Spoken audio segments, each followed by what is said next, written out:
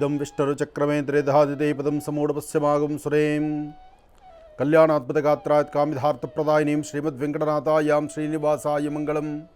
ವೆಂಕಟೇಶೋ ವಾಸುದೇವೋ ಪ್ರದ್ಯುಮ್ನೋ ವಿತವಿಕ್ರಮಃ ಸಂಕರ್ಷಣ ನಿರುದ್ಧಶ್ಚ ಶೇಷಾದ್ರಿಪತರೇವ ಚ.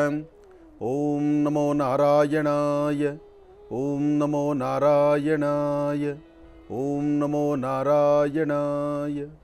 ಮಹಾವಿಷ್ಣುವಿನ ಪ್ರಾರ್ಥನೆ ಮಾಡ್ತಾ ವಿಷ್ಣುವಿನ ಅರ್ಧಾಂಗಿಯಾದಂಥ ತಾಯಿ ಮಹಾಲಕ್ಷ್ಮಿಯನ್ನು ಸಹಿತ ಪ್ರಾರ್ಥನೆ ಮಾಡೋಣ. ಸರ್ವರಿಗೂ ಸಕಲರಿಗೂ ಸಹಿತ ಸನ್ಮಂಗಳ ಉಂಟಾಗಲಿ.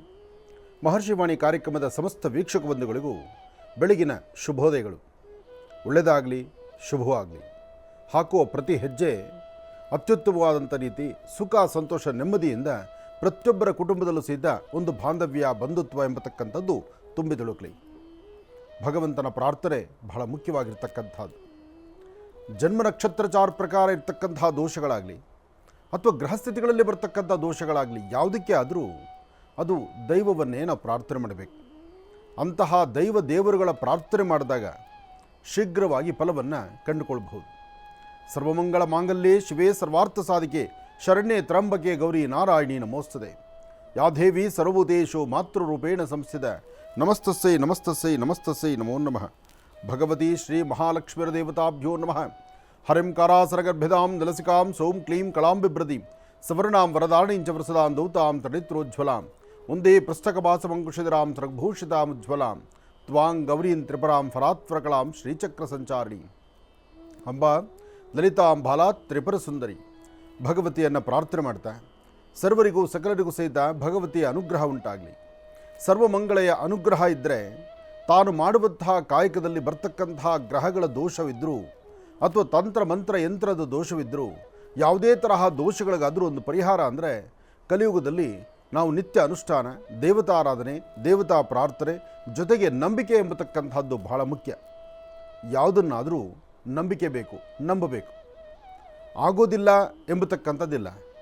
ಒಂದು ಸುಂದರವಾಗಿ ಅರಳಬೇಕಾಗಿರ್ತಕ್ಕಂಥ ಹೂ ಅದು ಮೊಗ್ಗಾಗೇ ಉರುಳ್ತಾ ಇದೆ ಅಂದರೆ ಆ ಮೊಗ್ಗಾಗಿ ಯಾಕೆ ಉರುಳುತ್ತೆ ಎಂಬತಕ್ಕಂಥದ್ದನ್ನು ತಿಳಿದು ಅದಕ್ಕೆ ಔಷಧಿ ಹಾಕ್ತೀವಿ.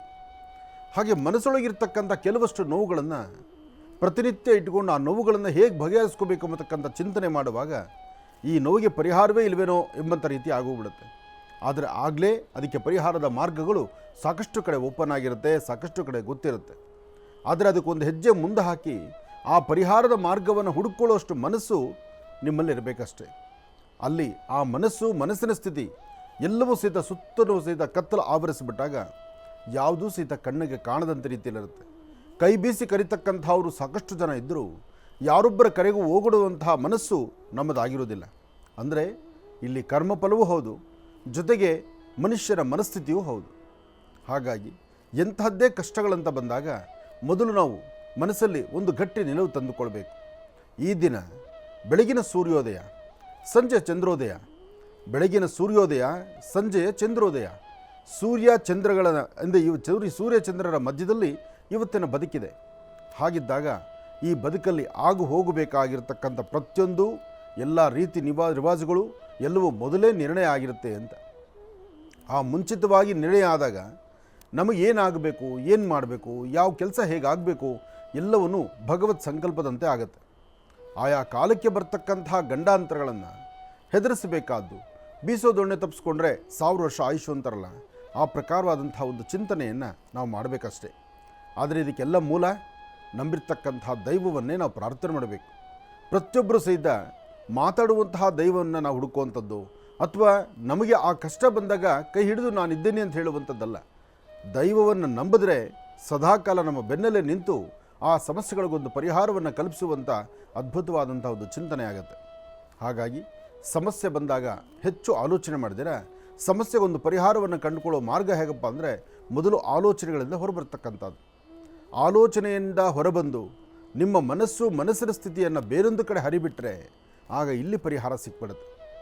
ನಾವು ಆ ಪರಿಸ್ಥಿತಿಯಲ್ಲಿದ್ದಾಗ, ಅಲ್ಲೇ ಕೂತಿದ್ದಾಗ, ಅದೇ 4 ಗೋಡೆ ಮಧ್ಯದಲ್ಲಿ ಕೂತಾಗ ಮಾತ್ರ ಸಮಸ್ಯೆಗೆ ಪರಿಹಾರ ಕಾಣದಂಥ ರೀತಿಯಲ್ಲಾಗುತ್ತೆ.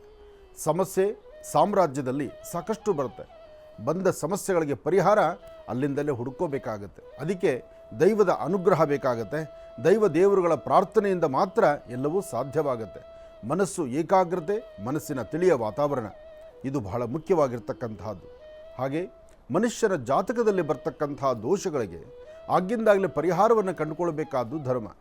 ಯಾವ ಗ್ರಹವೂ ಸಹಿತ ನೋಡಿ, ಮನುಷ್ಯರಿಗೆ ಕಷ್ಟ ಬಂದಾಗ ಮಾತ್ರ ತಲೆ ಮೇಲೆ ಕೈ ಹೊತ್ತು ಕೂತ್ಕೊಳ್ಳೋದು. ಸುಖದ ಸುಪ್ಪತ್ತಿಗೆಯಲ್ಲಿ ತೇಲುವಾಗ, ಸುಖದ ಸಂತೋಷದ ಕ್ಷಣಗಳನ್ನು ಕಳೆಯುವಾಗ ನಮಗೆ ನಮ್ಮ ಪರಿಸರ, ನಮ್ಮ ಸುತ್ತಮುತ್ತ ಅಥವಾ ನಮ್ಮ ದೇವರು ದಿನರು ಯಾರೂ ಅದು ಗಮನಕ್ಕೆ ಬರೋದಿಲ್ಲ. ಯಾಕೆಂದರೆ ಆ ಸುಖದ ಕ್ಷಣಗಳು ಹಾಗಿರುತ್ತೆ. ಆದರೆ ಕಷ್ಟ ಅಂತ ಬಂದಾಗ ಸಂಪೂರ್ಣವಾಗಿ ಪ್ರಪಂಚನೇ ಕತ್ತಲಾಗೋಗ್ಬಿಡುತ್ತೆ. ಕಷ್ಟ ಅಂತ ಬಂದಾಗ ಇಡೀ ಪ್ರಪಂಚ ಕತ್ತಲಾಗುವಂಥದ್ದು. ಸುಖ ಸಂತೋಷ ಬಂದಾಗ ಯಾವುದ್ರ ಬಗ್ಗೆ ಅರಿವು ಬಾರದಿರತಕ್ಕಂಥದ್ದು. ಇದು ಒಂದು ನಾಣ್ಯದ ಎರಡು ಮುಖಗಳಿದ್ದ ಹಾಗೆ. ಒಂದೇ ನಾಣ್ಯದ ಎರಡು ಮುಖ, ಕಷ್ಟ ಮತ್ತು ಸುಖ. ಹಾಗಾಗಿ ಯಾವುದೂ ಇಲ್ಲಿ ಶಾಶ್ವತವಲ್ಲ. ಸುಖ ಬಂದು ಜೀವನ ಪೂರ್ತಿ ಸುಖ ಇಲ್ಲ ಅಂದಾಗ ಕಷ್ಟ ಬಂದು ಪುನಃ ಜೀವನ ಪೂರ್ತಿ ಕಷ್ಟ ಆಗುತ್ತಾ? ಕಷ್ಟಕ್ಕೂ ಕೊನೆ ಇದೆ, ಸುಖಕ್ಕೂ ಕೊನೆ ಇದೆ. ಸುಖ ದುಃಖಗಳಿಗೆ ಕೊನೆ ಅಂತಿದ್ದಾಗ ನಾವು ಮುಂದೆ ಕಾಣುವಂತಹದ್ದು ಒಂದು ಅಗೋಚರವಾಗಿರೋ ಶಕ್ತಿ. ಆ ಶಕ್ತಿಯನ್ನು ನಂಬಬೇಕು, ಭಗವಂತನ ಪ್ರಾರ್ಥನೆ ಮಾಡಬೇಕು. ಅಸಾಧ್ಯವಾದಂಥ ಒಂದು ಶಕ್ತಿ ಇದೆ ಎಂಬತಕ್ಕಂಥದ್ದನ್ನು ನಂಬಿದ್ರೆ ಮಾತ್ರ ಎಲ್ಲವೂ ಸಾಧ್ಯ. ಆದರೆ ಬುಧವಾರದ ಮಹಾವಿಷ್ಣುವನ್ನ ಇವತ್ತು ನಾವು ಪ್ರಾರ್ಥನೆ ಮಾಡ್ತಾ ಸರ್ವರಿಗೂ ಸಕಲರಿಗೂ ಸಹಿತ ಸನ್ಮಂಗಳ ಉಂಟಾಗಲಿ. ಬೆಳಗಿನ ಶುಭೋದಯದ ಈ ಶುಭ ಸಂದರ್ಭದಲ್ಲಿ ತಮ್ಮೆಲ್ಲರ ಮನಸ್ಸಲ್ಲಿರ್ತಕ್ಕಂಥ ದ್ವಂದ್ವ ನಿಲುವು ದೂರ ಆಗಲಿ. ತಾವು ಯಾವ್ಯಾವ ಸಂಕಲ್ಪವನ್ನು ಇವತ್ತು ಇಟ್ಕೊಂಡಿದ್ದೀರೋ, ಯಾವ ಸಂಕಲ್ಪದಿಂದ ಪರಿಪೂರ್ತಿಯಾಗಿ ಕಾಯಕವನ್ನು ಮಾಡಬೇಕು ಅಂತಿದ್ದೀರೋ, ಯಾವ ವೃತ್ತಿಯನ್ನು ಆಯ್ಕೆ ಮಾಡಿಕೊಂಡು ಅದರಲ್ಲೇ ನಡೀಬೇಕು ಅಂತಿದ್ದೀರೋ, ಅಥವಾ ಮಂದಗತಿಯಲ್ಲಿ ಸಾಗುವಂಥ ಕೆಲಸಗಳಾದರೂ ಇವತ್ತಿಗೆ ಮಂದಗತಿ ಆದರೂ ನಾಳೆ ಬೆಳಗ್ಗೆ ಚುರುಕಿದೆ. ಇವತ್ತು ಕೆಲಸ ಆಗಲಿಲ್ಲ ಅಂತ ಮನಸ್ಸು ನೊಂದ್ಕೊಳ್ಳೋದು ಬೇಡ. ಇವತ್ತು ಆಗದಂಥ ಕೆಲಸ ನಾಳೆಗೆ ಆಗೇ ಆಗುತ್ತೆ. ಯಾಕೆಂದರೆ ಇವತ್ತು 90 ಭಾಗದ ಕೆಲಸ ಮುಗಿದಿರುತ್ತೆ, 10 ಭಾಗ ನಿಂತಿರುತ್ತೆ. 10 ಭಾಗ ನಿಂತ ಕೆಲಸ ನಾಳೆಗೆ ಪರಿಪೂರ್ತಿ ಆಗುತ್ತೆ. ಅದನ್ನು ನಾವು ಅರ್ಥ ಮಾಡ್ಕೊಳ್ಳೋಣ. ಹಾಗೆ ಇವತ್ತಿನ ದಿವಸ ಮಹಾವಿಷ್ಣುವನ್ನ ಪ್ರಾರ್ಥನೆ ಮಾಡೋಣ. ಇದಂ ವಿಷ್ಣುರ್ವಿಚಕ್ರಮೇ ತ್ರೇಧಾ ನಿಧೇಪದಂ ಸಮೂಢಪಸ್ಯ ಭಾಗಂ ಸುರೇ. ಮಹಾವಿಷ್ಣುವಿನ ಅನುಗ್ರಹ ಹೊಂದಿದ್ರೆ 2 ತುಳಸಿ ದಳವನ್ನು ವಿಷ್ಣು ಪಾದದ ಮೇಲೆ ಇಟ್ಟೊಂದು ಪ್ರಾರ್ಥನೆ ಸಲ್ಲಿಸಿದ್ರೆ ಎಂತಹ ಅಸಾಧ್ಯವಾದ್ದಾದರೂ ಅದು ಸಾಧ್ಯ ಆಗುತ್ತೆ. ಆದರೆ ಆ ಸಾಧ್ಯ ಎಂಬತಕ್ಕಂಥದ್ದು ನಾವು ಗಮನಕ್ಕೆ ತಂದುಕೊಳ್ಬೇಕಾದ್ರೂ ಆಯಾ ಕಾಲಕ್ಕೆ ಬಂದೊದಗುವಂಥ ತೊಂದರೆಗಳಿದೆಯಲ್ಲ, ಅದನ್ನು ದೂರ ಮಾಡಿಕೊಳ್ಬೇಕು. ಅದರಿಂದಷ್ಟೇ ಮುಕ್ತಿ ಸಿಗ್ತಕ್ಕಂಥದ್ದು. ಹಾಗಾಗಿ ಇವತ್ತಿನ ಈ ವಿಶೇಷವಾಗಿರ್ತಕ್ಕಂಥ ಈ ಶುಭ ದಿನ, ಪ್ರತಿನಿತ್ಯವೂ ಒಂದು ಶುಭ ದಿನವೇ. ಒಂದು ಸತಿ ಅಂದುಕೊಳ್ತೀವಿ ನಾವು, ಇವತ್ತಿನ ಗ್ರಹಸ್ಥಿತಿಗಳು ಹೀಗಿದೆಯಲ್ಲ ಅಂತ. ಗ್ರಹಸ್ಥಿತಿಗಳು ಹಾಗಿರಬಹುದು, ಆದರೆ ಅದನ್ನು ಆಳುವಂಥ ಭಗವಂತ ಇದ್ದಾನಲ್ಲ. ಪ್ರತಿಯೊಂದು ಗ್ರಹಕ್ಕೂ ಗ್ರಹದ ಅಧಿದೇವತೆ ಇದ್ದಾನೆ. ಪ್ರತಿಯೊಂದು ಗ್ರಹಕ್ಕೂ ಒಂದೊಂದು ಗ್ರಹದ ಅಧಿದೇವತೆಗಳಿದ್ದಾರೆ. ಆ ಅಧಿದೇವತೆಗಳು ಅವತ್ತಿನ ಒಂದು ದಿನವನ್ನು ಮುಂದೆ ನಡೆಸ್ತಿರ್ತಾರೆ. ಆ ನಡೆಸುವಂತಹ ಭಗವಂತನ್ನೇ ಪ್ರಾರ್ಥನೆ ಮಾಡಿದ್ರೆ, ಅದಕ್ಕೆ ಅಂತಲೇ ಕಾಲಕ್ಕೂ ಸಹಿತ ಅಸ್ತು ಅಂತಕ್ಕಂತಹ ಅಶ್ವಿನಿ ದೇವತೆಗಳಿದ್ದಾರೆ. ಅಶ್ವಿನಿ ದೇವತೆಗಳನ್ನು ಅದಕ್ಕೆ ಆಡುವ ಪ್ರತಿ ಮಾತಲ್ಲೂ ಸಹಿತ ಒಳ್ಳೆಯದ್ರ ಬಗ್ಗೆ ಚಿಂತನೆ ಮಾಡ್ತಾ ಹೋಗೋಣ. ಯಾಕೆ ನಾವು ಕೆಟ್ಟದ್ದನ್ನೇ ಆಲೋಚನೆ ಮಾಡಬೇಕು? ಕೆಟ್ಟದ್ದನ್ನೇ ಆಲೋಚನೆ ಮಾಡಿ ಮೇಲಿರ್ತಕ್ಕಂಥ ಅಶ್ವಿನಿ ದೇವತೆಗಳು ಅಸ್ತು ಅನ್ನೋದಕ್ಕಿಂತ ಒಳ್ಳೆಯದನ್ನು ಆಲೋಚನೆ ಮಾಡ್ತಾ ಹಾಕುವ ಪ್ರತಿ ಹೆಜ್ಜೆಯಲ್ಲೂ ಭಗವಂತನ ಕಾಯೋಣ. ಆತನ ಅಸ್ತು ಎಂಬತಕ್ಕಂಥ ಪದ ನಮಗಾಗಿ ಬರುವ ತನಕ ನಾವು ಒಳ್ಳೆಯದನ್ನೇ ಮಾತಾಡ್ತಾ ಮುಂದೆ ನಡೆಯೋಣ. ಒಳ್ಳೆಯದಾಗಲಿ, ಶುಭವಾಗಲಿ. ಭಗವಂತನ ಪ್ರಾರ್ಥನೆ ಅಥವಾ ಕಷ್ಟ ಸುಖಗಳನ್ನು ದೂರ ಮಾಡಿಕೊಳ್ತಕ್ಕಂಥದ್ದು. ಕಷ್ಟ ಅಂತ ಬರ್ತಕ್ಕಂಥದ್ದು ಹೇಗೆ? ಅಥವಾ ಕಷ್ಟಕ್ಕೊಂದು ಪರಿಹಾರವಾದರೂ ಹೇಗೆ? ಕಷ್ಟಕ್ಕೆ ಪರಿಹಾರ ಎಂಬತಕ್ಕಂಥದ್ದನ್ನು ನೋಡೋದಾದರೆ ನಾವು ಯಾವುದಾದ್ರೂ ಒಂದು ಮಾರ್ಗದಲ್ಲಿ ಆಧ್ಯಾತ್ಮಿಕವಾದಂಥ ಒಂದು ಚಿಂತನೆ ಮಾಡುವಂತಹದ್ದು. ಕಷ್ಟ ಅಂತ ಬಂದಾಗ ದೇವರು ದಿಂಡ್ರು, ಜಪ ತಪ, ಹೋಮ ಹವನ ಅಥವಾ ದೇವಸ್ಥಾನಗಳು, ಪುಣ್ಯಕ್ಷೇತ್ರಗಳು ಇದು ನೋಡೋದ್ರಿಂದ ಕಷ್ಟ ಪರಿಹಾರನ ಎಂಬತಕ್ಕಂಥದ್ದು ಒಂದಷ್ಟು ವರ್ಗ. ಅಥವಾ ಈ ಸಮಯದಲ್ಲಿ ನಮ್ಮ ಶ್ರಮವನ್ನು ಪಟ್ಟು ಇನ್ನಷ್ಟು ನಾವು ಕೆಲಸ ಮಾಡಿ ಆ ಕಷ್ಟವನ್ನು ಬಗೆಹರಿಸ್ಕೊಳ್ಳೋಣ ಅನ್ನಬಹುದಾ? ಅದು ಸತ್ಯವೇ. ಯಾಕೆಂದರೆ ಕಷ್ಟ ಅಂತ ಬಂದಾಗ ಆದರೆ ಬರುವ ಕಷ್ಟ ಯಾವುದು ಅನ್ನೋದನ್ನು ಚಿಂತನೆ ಮಾಡಬೇಕಿಲ್ಲಿ. ಹಣಕಾಸಿನ ಕಷ್ಟ ಆದರೆ ದುಡಿಯೋದ್ರಲ್ಲಿ ಸಂಜೆ ಓಟಿ ಮಾಡೋಣ. 4 ಗಂಟೆ ತನಕ ಇರುತ್ತೆ ಡ್ಯೂಟಿ, ಅಥವಾ 5 ಗಂಟೆವರೆಗೂ ಇರುತ್ತೆ, ಅಥವಾ 6 ಗಂಟೆ ಮುಗಿಯುತ್ತೆ. 6ರಿಂದ ಪುನಃ ರಾತ್ರಿ 11 ಗಂಟೆವರೆಗೂ ಮಾಡೋಣ. ಓಟಿ ಕಾಸು ಬಂದದ್ದನ್ನು ನಮ್ಮ ಈ ಸಮಸ್ಯೆಯನ್ನು ಬೇಗ ನಾವು ಕ್ಲಿಯರ್ ಮಾಡ್ಕೋಬೋದು. ಆದರೆ ಮನಸ್ಸಿಗೋ ಅಥವಾ ಹೃದಯಕ್ಕೋ ಅಥವಾ ಬೇರೆ ಏನೋ ಒಂದು ಸಮಸ್ಯೆನೋ ಅಥವಾ ಒಂದು ಕುಟುಂಬದಲ್ಲಿ ಬರ್ತಕ್ಕಂತಹ ತೊಂದರೆಗಳು ಆದರೆ ಅದಕ್ಕೆ ಪರಿಹಾರ ಹೇಗೆ ಹುಡುಕ್ತೀವಿ? ಆಗ ಪರಿಹಾರ ಒಂದು ಕಾಣದ ಅಗೋಚರವಾಗಿರೋ ಶಕ್ತಿಯೇ ಕೊಡಬೇಕು. ಬಿಟ್ಟರೆ ನಿಮ್ಮ ದುಡಿಮೆಯಿಂದಲೋ ಅಥವಾ ನೀವು ಮಾಡುವ ಸಾಲದಿಂದಲೋ ಅಥವಾ ಇರುವ ಒಂದಷ್ಟು ಆಸ್ತಿಯನ್ನು ಮಾರೋದ್ರಿಂದಲೋ ಬರುತ್ತೆ ಅಂದರೆ ಯಾರು ಬೇಕಾದರೂ ಮುಂದಾಗ್ಬೋದು. ಆಸ್ತಿ ಮಾರೋದ್ರಿಂದ ಸಮಸ್ಯೆ ಬರೋಲ್ಲ ಅಥವಾ ಸಮಸ್ಯೆ ಕ್ಲಿಯರ್ ಆಗೋಲ್ಲ. ಅಥವಾ ದುಡಿಮೆನ ಮತ್ತಷ್ಟು ಮಾಡೋಣ, ಹಗಲು ಅಂದಿರ ರಾತ್ರಿ ಅಂದಿರ ನೈಟ್ ಅಂಡ್ ಡೇ ವರ್ಕ್ ಮಾಡೋಣ, ಅದು ಮುಗಿಯೋದಲ್ಲ. ಹೋಗಲಿ ಕೈಯಡ್ಡಿ ಸಾಲ ತರೋಣ, ಅದರಲ್ಲೂ ಮುಗಿಯೋದಲ್ಲ. ಮತ್ತೇನು ಮಾಡ್ಬೋದು? ಅದನ್ನು ಆಲೋಚನೆ ಮಾಡೋದಾದರೆ ಒಂದು ಸಣ್ಣ ಕಥೆ ಇದೆ ಕೇಳಿ. ಒಂದು ಕುಟುಂಬ, ಚೆನ್ನಾಗಿರ್ತಕ್ಕಂಥ ಕುಟುಂಬ. ಆ ಕುಟುಂಬದಲ್ಲಿ ಪ್ರತಿನಿತ್ಯ ತನ್ನ ಕಾಯಕ ಹೇಗಿತ್ತಪ್ಪ ಅಂದರೆ, ಕುಟುಂಬದ ಎಲ್ಲ ಸದಸ್ಯರು ಸಹಿತ ಬೆಳಿಗ್ಗೆ ಎದ್ದು ದೇವರಿಗೊಂದು ಪ್ರಾರ್ಥನೆ ಮಾಡಿ ಅವರವರ ಕೆಲಸಗಳನ್ನು ಮುಂದುವರಿಸ್ತಾ ಹೋದರು. ಪ್ರತಿನಿತ್ಯ ಆ ಕುಟುಂಬವನ್ನು ತಾಯಿ ಮಹಾಲಕ್ಷ್ಮಿ ನಿಂತು ಎಲ್ಲರಿಗೂ ಅರಸ್ತಿದ್ಲು, ಆಶೀರ್ವಾದ ಮಾಡ್ತಿದ್ಲು. ಆರ್ಥಿಕ ಸಂಕಷ್ಟ ಇರಲಿ, ಆರೋಗ್ಯ ಇರಲಿ, ವ್ಯವಹಾರಗಳಿರಲಿ, ಯಾವುದೇ ಸಮಸ್ಯೆಗಾದರೂ ನಾನಿದ್ದೀನಿ ಅಂತ ಹೇಳಿ ತಾಯಿ ಮಹಾಲಕ್ಷ್ಮಿ ನಿಂತು ಅಭಯವನ್ನು ಕೊಡ್ತಾ ಇದ್ಲು. ಆದರೆ ಬ್ರಹ್ಮ ವಿಷ್ಣು ಮಹೇಶ್ವರರು ತ್ರಿಮೂರ್ತಿಗಳೇ ಸಹಿತ ಅವರು ಕೊಟ್ಟಂಥ ಕಾಯಕವನ್ನು ನಿರ್ವಹಿಸಬೇಕಾದ್ದು ಗ್ರಹಗಳ ನಿಯಮ ಇದೆಯಲ್ಲ, ಅರ್ಥ ಮಾಡ್ಕೊಳ್ಳಿ. ಬ್ರಹ್ಮ ವಿಷ್ಣು ಮಹೇಶ್ವರರು ತ್ರಿಮೂರ್ತಿಗಳು ನವಗ್ರಹಗಳಿಗೆ ಒಂದು ಕೆಲಸವನ್ನು ನಿರ್ವಹಿಸಿದ್ದಾರೆ. ನವಗ್ರಹಗಳ ಕೆಲಸ ಏನು? ಸೂರ್ಯ ಹೃದಯಕ್ಕೆ ಸಂಬಂಧಪಟ್ಟದ್ದು, ಮುಖದ ವರ್ಚಸ್ಸಿಗೆ ಸಂಬಂಧಪಟ್ಟದ್ದು, ನಿಮ್ಮ ಬ್ರೈನಲ್ಲಿ ಯೋಚನೆ ಮಾಡುವಂಥ ರೀತಿಗೆ ಸಂಬಂಧಪಟ್ಟದ್ದು ಸೂರ್ಯ ನೋಡ್ತಿರ್ತಾನೆ. ಗುರು ಲಾಭದಾಯಕವಾಗಿರ್ತಕ್ಕಂತಹ ಕೆಲಸ ಕಾರ್ಯಗಳನ್ನು, ಆಗು ಹೋಗುಗಳನ್ನು, ಆಗಬೇಕಾಗಿರ್ತಕ್ಕಂಥದ್ದನ್ನು ಅಷ್ಟೇ ಗೌರವಾನ್ವಿತವಾಗಿ ಆಗಲಿ ಎಂಬತಕ್ಕಂಥ ಚಿಂತನೆಯಲ್ಲಿ ಗುರು ಇರ್ತಾನೆ. ಶುಕ್ರ ನಿಮ್ಮ ಮುಖದ ವರ್ಚಸ್ಸನ್ನು, ಸೆಂಟರ್ ಆಫ್ ಅಟ್ರಾಕ್ಷನ್ನ ಎಲ್ಲೇ ಹೋದರೂ ನಿಂತರೂ ನೀವು ಕಾಣಬೇಕು ಎಂಬತಕ್ಕಂಥದ್ದನ್ನು, ನಿಮ್ಮ ವರ್ಚಸ್ಸು ತೇಜಸ್ಸನ್ನು ಮತ್ತಷ್ಟು ವೃದ್ಧಿಸ್ತಾ ಇರ್ತಾರೆ. ಇನ್ನು ಬುಧ ಆಲೋಚನೆ ಮಾಡ್ತಕ್ಕಂಥದ್ದು, ಆ ತೀಕ್ಷ್ಣಗತಿಯಲ್ಲಿ ಆಲೋಚನೆ ಮಾಡುವಂಥ ರೀತಿ ಇರುತ್ತಲ್ಲ, ಆ ಫ್ರಾಕ್ಷನ್ ಆಫ್ ಸೆಕೆಂಡ್ ಇಂಥದ್ದೊಂದು ಆಲೋಚನೆ ಮಾಡೋಂಥದ್ದೊಂದು ಮಾತಾಡಿಬಿಟ್ರೆ ಆ ಮಾತು ಅಲ್ಲಿಗೆ ಆ ಪಾಯಿಂಟ್ಗೆ ಸರಿ ಹೋಗಬೇಕು. ಆ ಚಿಂತನೆಗಳನ್ನು ಕೊಡೋದು ಯಾರು? ಅದು ಬುಧನೇ ಕೊಡಬೇಕು. ಬುಧ ಆಯಿತು, ಗುರು ಆಯಿತು, ಶುಕ್ರ ಆಯಿತು. ಇನ್ನು ಚಂದ್ರ ಪ್ರತಿನಿತ್ಯದ ತುಂಬ ಸಮಸ್ಯೆಗಳನ್ನು ಹೊತ್ತಾಗ ಒಂದಿಷ್ಟು ಮನಸ್ಸಿಗೆ ಶಾಂತಿ ಬೇಕಲ್ಲ, ನೆಮ್ಮದಿ ಬೇಕಲ್ಲ. ಆ ಮನಸ್ಸನ್ನು ಪ್ರಶಾಂತತೆ ತರ್ತಕ್ಕಂಥವ್ರು, ನಾನಿದ್ದೀನಿ ನಿನ್ನ ಜೊತೆ ಎಂಬತಕ್ಕಂಥ ಮಾತೃಕಾರಕದ ಮನಸ್ಸನ್ನು ಚಂದ್ರ ಕೊಡ್ತಾನೆ. ನೋಡಿ, ಯಾರ ಜಾತಕದಲ್ಲಿ ಚಂದ್ರ ಚೆನ್ನಾಗಿರ್ತಾನೋ ಅವರಿಗೆ ತಾಯಿಯ ಮನಸ್ಸು ಮತ್ತು ತಾಯಿಯಂತಹ ಗುಣ ಸುತ್ತಮುತ್ತ ಪರಿಸರದಲ್ಲಿರುತ್ತೆ. ಯಾರಾದರೂ ಒಬ್ಬರು ಅವ್ರ ತಲೆ ಸವರಿ ನಿನ್ನ ಕಷ್ಟ ಬೇಗ ಗುಣ ಆಗಲಿನಪ್ಪ, ನೀನು ಚೆನ್ನಾಗಿರ್ಬೇಕಪ್ಪ ಅಂತ ಹೇಳುವಂಥ ಮನಸ್ಸಾಗ್ತಾ ಇರುತ್ತೆ. ಇದಾದ ನಂತರ ಇನ್ನು ಶನಿ, ಚಂಚಲತೆ ಇದೆ, ತೀಕ್ಷ್ಣತೆ ಇದೆ, ಅನಾರೋಗ್ಯ ಇದೆ, ಮಾಡದಿರತಕ್ಕಂಥ ತಪ್ಪುಗಳು ಮೈಮೇಲೆ ಬರ್ತಿರುತ್ತೆ. ಆ ಮೂಗಿನ ತುದಿಯಲ್ಲಿರ್ತಕ್ಕಂಥ ಕೋಪ, ನಾನು ಏನು ಮಾಡ್ತೀನಿ ಅಂತಕ್ಕಂಥದ್ದು ಗೊತ್ತಿರೋದಿಲ್ಲ. ವೇಗವಾಗಿ ಬರ್ತಕ್ಕಂಥ ರೈಲು ದಾಟಕ್ಕಾಗೋದಿಲ್ಲ ಅಂತ ಒಳಮನಸ್ಸು ಹೇಳ್ತಾ ಇರುತ್ತೆ. ಆದರೂ ನೋಡೇ ಬಿಡೋಣ, ದಾಟೇ ಬಿಡೋಣ ಅಂತ ದಾಟ್ಲಿಕ್ಕೆ ಹೋಗುವಂಥದ್ದು, ಆ ಕನಿಷ್ಠ ಪಕ್ಷ ಪ್ರಾಣ ಹೋಗೋದಿಲ್ಲ. ಆ ಬರುವ ರೈಲಿನ ರಭಸ ಇದೆಯಲ್ಲ, ಆ ರಭಸದ ವೇಗದ ಗಾಳಿಗೆ ಈ ದೇಹ ಅಷ್ಟು ದೂರ ಹೋಗಿ ಬೀಳುತ್ತೆ, ಮೈಕೈ ಪೆಟ್ಟಾಗುತ್ತೆ. ನೀವು ಯಾವ ಜ್ಯೋತಿಷ್ಯರನ್ನಾರು ಕೇಳಿ, ಸಾಮಾನ್ಯ ಶನಿ ದೇಶದಲ್ಲಿ ಪ್ರಾಣ ಹೋಗಲ್ಲ. ಆದರೆ ಪ್ರಾಣ ಹೋದರೂ ಪರವಾಗಿಲ್ಲ, ಆದರೆ ಈ ನೋವು ಅನುಭವಿಸೋಕ್ಕಾಗೋದಿಲ್ಲ. ಇದು ಶನಿಯಿಂದ ಆಗ್ತಾ ಇರುತ್ತೆ. ಇನ್ನು ರಾಹು 18 ವರ್ಷ ತನ್ನ ಯಾತ್ರೆ. 18 ವರ್ಷ ಒಂದು ಗ್ರಹ ಒಬ್ಬ ವ್ಯಕ್ತಿನ ಆತನ ಬೆಂಬಡದಿರ ಬಂದು ಬೆನ್ನಲ್ಲಿ ನಿಂತ್ಕೊಂಡ್ಬಿಟ್ರೆ ಆರೋಗ್ಯ, ಮನಸ್ಸಿನ ಸ್ಥಿತಿ, ಚಂಚಲತೆ, ಅಮೃತ ಕೈಲಿಡಿದ್ರು ಅಮೃತವನ್ನು ಪಕ್ಕದಲ್ಲಿಟ್ಟು ವಿಷವೇ ಬೇಕು ಅಂತ ಹೇಳುವಂಥ ಹುಚ್ಚು ಮನಸ್ಸು, ಇದು ರಾಹುವಿನಿಂದ. ಇನ್ನು ಕೇತುವಿನಿಂದ ಆಗುವಂತಹ ಮನಸ್ಸು ನೋಡಿ, ರಾಹು ಕೇತುಗಳಲ್ಲಿ ಒಂದು ವಿಶೇಷವಾದ ಗುಣ ಇದೆ. ಆದರೆ ನಾವು ನೋಡುವಂಥದ್ದು ಜಾತಕಗಳಲ್ಲಿ ಗುರು ಶನಿ ಹೇಗಿದ್ದಾರೆ ಅಂತ. ಆದರೆ ಕೇತು ಪ್ರತಿ ಕಾಲವೂ ಸಹಿತ ಆಗುವಂತಹದ್ದು, ನಡೆಯುವಂತಹದ್ದು, ಏನೋ ಒಂದು ಕೆಲಸ ಸಾಧನೆ ಮಾಡ್ಕೋಬೇಕು ಅಂದರೆ ನಮ್ಮ ಜೊತೆಯಲ್ಲೇ ಇರ್ತಕ್ಕಂಥವ್ರೊಬ್ಬರು ಅದಕ್ಕೆ ಕಲ್ಲು ಹಾಕ್ತಿರ್ತಾರೆ. ಅಂತಹ ಜೊತೆಯಲ್ಲಿ ಕಲ್ಲು ಹಾಕುವಂಥವ್ರನ್ನೇ ಜೊತೆಯಲ್ಲಿ ಇಟ್ಕೊಂಡು ನಾವು ಓಡಾಡ್ತಾ ಇರ್ತೀವಿ. ಅವರ ಸ್ನೇಹ ಬಿಡೋದಿಲ್ಲ ನಾವು.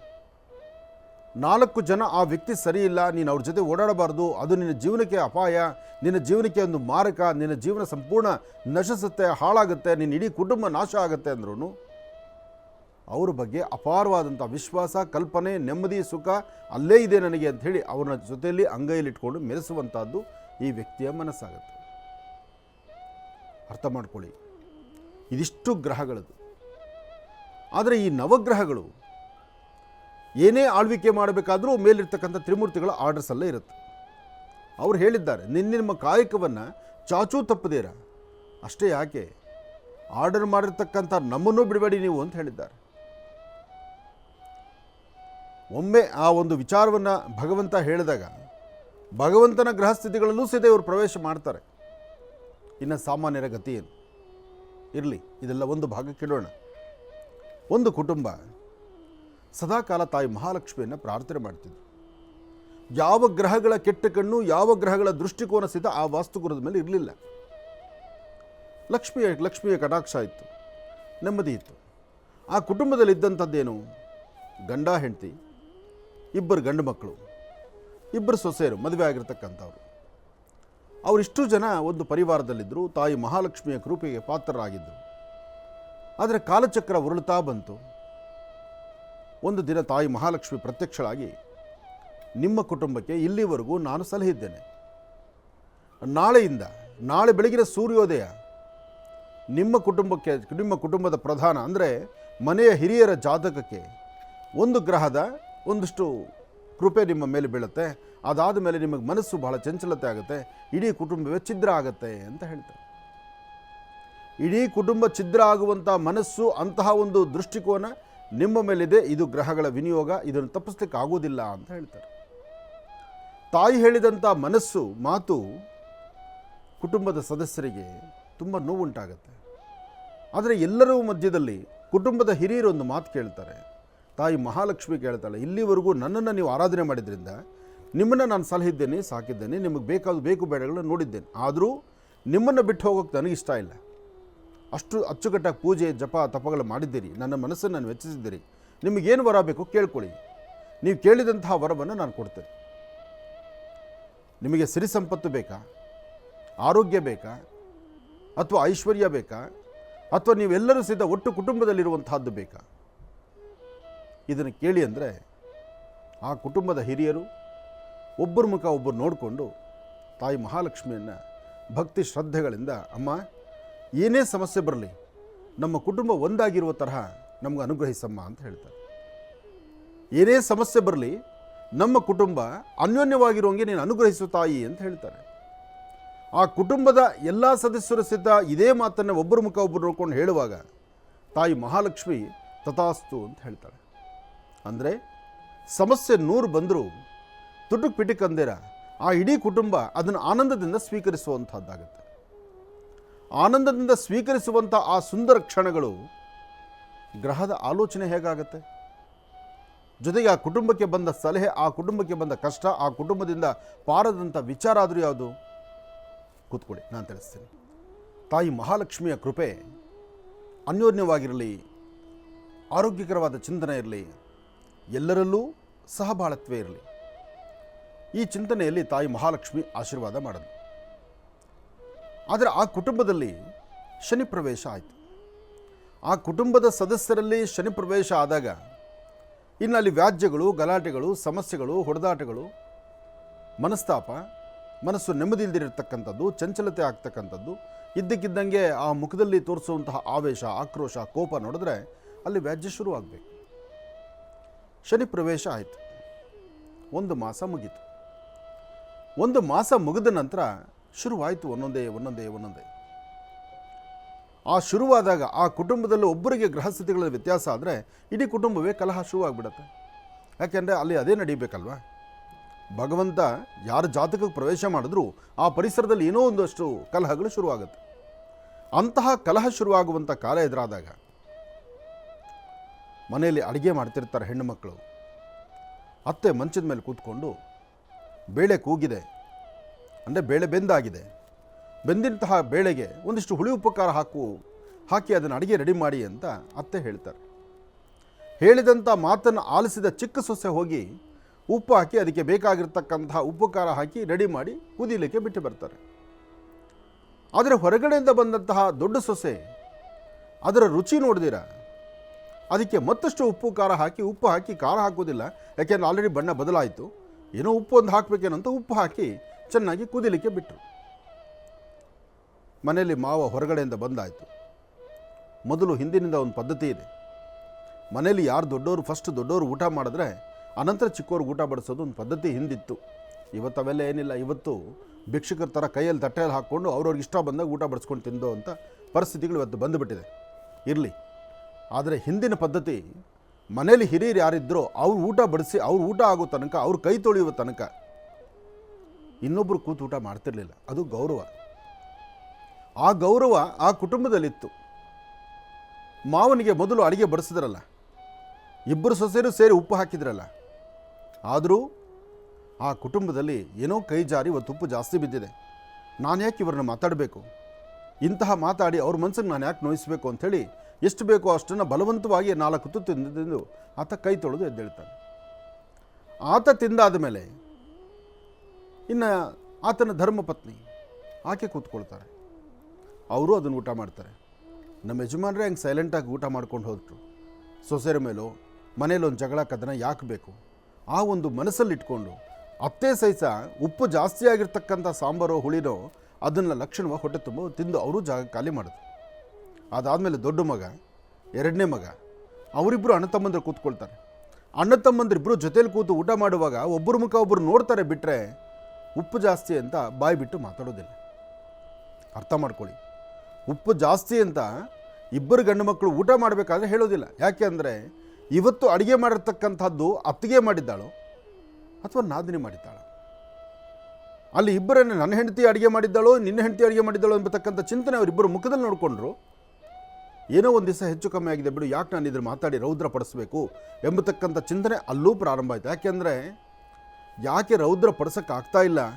ಅದನ್ನು ತಾಯಿ ಮಹಾಲಕ್ಷ್ಮಿ ಆ ಕುಟುಂಬಕ್ಕೆ ಒಗ್ಗಟ್ಟಿನಲ್ಲಿರಲಿ, ಆ ಕುಟುಂಬಕ್ಕೆ ಒಂದು ಆರೋಗ್ಯಕರವಾದಂಥ ಚಿಂತನೆ ಇರಲಿ ಅಂತ ಅಲ್ಲಿ ಆಗಲೇ ಆಶೀರ್ವಾದ ಮಾಡಿದ್ದಾಳ ತಾಯಿ. ಒಂದನ್ನು ಅರ್ಥ ಮಾಡ್ಕೊಳ್ಳಿ, ಇಬ್ಬರು ಗಂಡು ಮಕ್ಕಳು, ಅತ್ತೆ ಮಾವ ಇಷ್ಟು ಜನ ಊಟ ಮಾಡಿದ್ರು ಉಪ್ಪು ಜಾಸ್ತಿ ಅಂತ ಹೇಳಿಲ್ಲ. ಅದಾದ ಮೇಲೆ ಸೊಸೆಯರಿಬ್ಬರಿದ್ರಲ್ಲ, ಇಬ್ಬರು ಜೊತೆಯಲ್ಲಿ ಕೂತ್ಕೊಂಡು ಅವ್ರು ಊಟ ಮಾಡೋದು. ಇಬ್ಬರು ಸೊಸೆಯರು ಕೂತ್ಕೊಂಡು ಊಟ ಮಾಡುವಾಗಲೂ ಸಹಿತ ಅವರು ಒಬ್ಬರು ಮುಖ ಒಬ್ಬರು ನೋಡ್ಕೊಂಡ್ರು, ಬಿಟ್ಟರೆ ತುಟುಕ್ ಪಿಟಿಕ್ ಅನ್ನಲಿಲ್ಲ. ಯಾಕೆಂದರೆ ಮಾವ ಮಾತಾಡಲಿಲ್ಲ, ಅತ್ತೆ ಮಾತಾಡಲಿಲ್ಲ, ನಮ್ಮ ಯಜಮಾನರು ಮಾತಾಡಲಿಲ್ಲ. ಇನ್ನು ನಾನು ಮಾತಾಡಿ ಇನ್ನು ಇವ್ರ ಮನಸ್ಸು ಯಾಕೆ ನೋಯಿಸ್ಬೇಕು? ಯಾಕೆಂದ್ರೆ ಈಕೆ ಗೊತ್ತು ನಾನು ಹಾಕಿರೋ ಉಪ್ಪು ಜಾಸ್ತಿ ಆಗಿಬಿಟ್ಟಿದೆ, ಆಕೆ ಮನಸ್ಸಲ್ಲಿ ಏನು ನೋಡ್ಕೊಡ್ತಾಳೋ ಏನು ಮಾತಾಡ್ಕೊಳ್ತಾಳೋ ಅಂತ.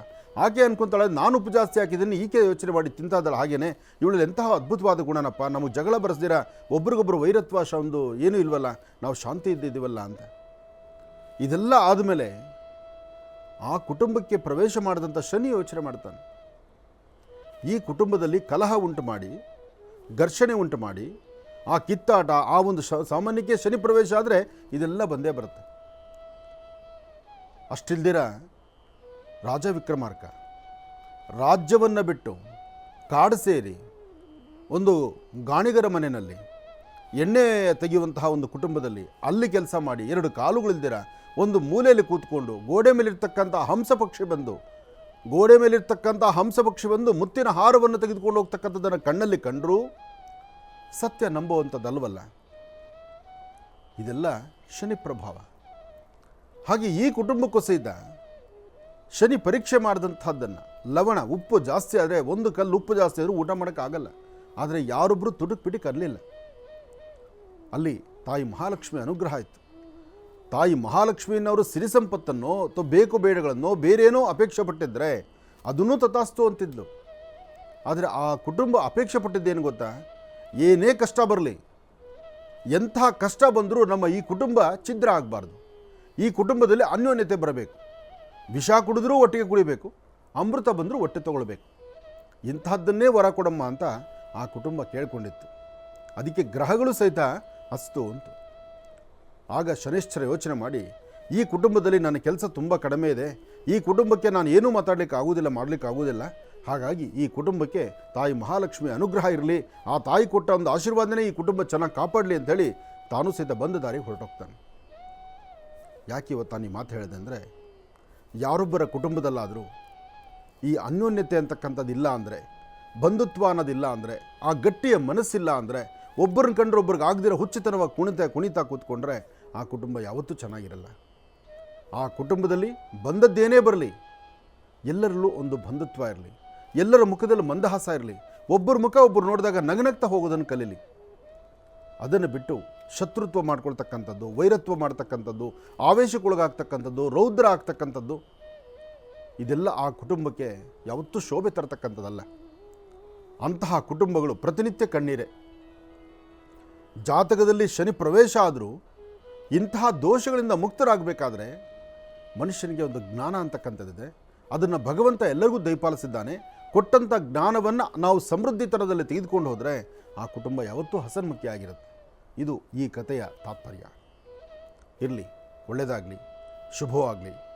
ಶುಭ ಮುಂಜಾನೆಯ ಈ ಶುಭ ದಿನದಂದು ಬುಧವಾರದ ಮಹಾವಿಷ್ಣುವನ್ನ ಪ್ರಾರ್ಥನೆ ಮಾಡ್ತಾ, ಇನ್ನು ಇವತ್ತಿನ ತಿಥಿ, ವಾರ, ನಕ್ಷತ್ರ, ಯೋಗ ಪ್ರಕಾರ ಪಂಚಾಂಗದಲ್ಲಿರ್ತಕ್ಕಂತಹ ಮೂಲಾರ್ಥಗಳೇನಿದೆ, ಇವತ್ತಿನ ತಿಥಿವಾರ ನಕ್ಷತ್ರಕ್ಕೆ ಗ್ರಹಗಳು ಹೇಗಿದೆ, ಆ ಗ್ರಹಗಳಿಂದ ಮತ್ತು ನಾವು ಆಲೋಚನೆ ಮಾಡಬೇಕಾದಂಥ ರಾಶಿಫಲದ ಫಲಾಫಲಗಳು ಹೇಗಿದೆ ಎಲ್ಲವನ್ನು ತಿಳ್ಕೊಳ್ಳೋಣ. ಪಂಚಾಂಗ, ತಿಥಿವಾರ, ನಕ್ಷತ್ರ, ಯೋಗಫಲ ಜೊತೆಗೆ ವಿಶೇಷವಾಗಿರ್ತಕ್ಕಂಥ ಮನುಷ್ಯನ ಗ್ರಹಗತಿಗಳು, ಆ ಗ್ರಹಗತಿಗಳಲ್ಲಿ ಬರ್ತಕ್ಕಂತಹ ಲಾಭ ನಷ್ಟಗಳನ್ನು ತಿಳ್ಕೊಳ್ಬೇಕಾದ್ರೆ ಆ ದಿನದ ಪಂಚಾಂಗ ಶ್ರವಣ ಆಗಬೇಕು.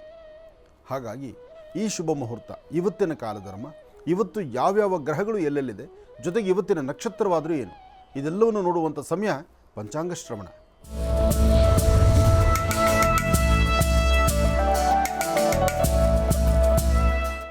ಪಂಚಾಂಗ ಶ್ರವಣ, ತಿಥಿವಾರ ನಕ್ಷತ್ರ, ಜೊತೆಗೆ ಗುರು ಪ್ರಾರ್ಥನೆ, ಗುರುವಿನ ಅನುಗ್ರಹವನ್ನು ಪಡೆಯುವಂತಹ ಈ ಶುಭ ಮುಹೂರ್ತ ಎಲ್ಲರಿಗೂ ಒಳ್ಳೆಯದಾಗಲಿ, ಶುಭವಾಗಲಿ. ಯಾಕೆಂದರೆ ಪ್ರತಿಯೊಬ್ಬರೂ ಅವರವರು ಮಾಡುವಂಥ ಕಾಯಕ ಅಭಿವೃದ್ಧಿ ಆಗಬೇಕು. ಯಾರಾದರೂ ಇವತ್ತಿನ ಕಾಲಧರ್ಮದಲ್ಲಿ ಅಭಿವೃದ್ಧಿ ಬಗ್ಗೆ ಒಂದು ಚಿಂತನೆ ಮಾಡ್ತಿರ್ತಾರೆ. ಆ ಅಭಿವೃದ್ಧಿಯತ್ತ ತಮ್ಮ ಪಯಣವನ್ನು ಬೆಳೆಸಿದಾಗ, ಅದು ಹೆಚ್ಚು ಯಶಸ್ಸಾದಾಗ ತಾನು ಹಾಕಿದಂಥ ಹೆಜ್ಜೆ ಸಾರ್ಥಕತೆ ಆಗುತ್ತೆ. ಅಂಥ ಸಾರ್ಥಕತೆಯ ಹಾದಿ ನಮ್ಮೊಂದಿಗಿರುವಂತಹ ಎಲ್ಲರಿಗೂ ಆಗಲಿ. ಸೈಕಲ್ ಬ್ರ್ಯಾಂಡ್ ಅಗರಬತ್ತಿ.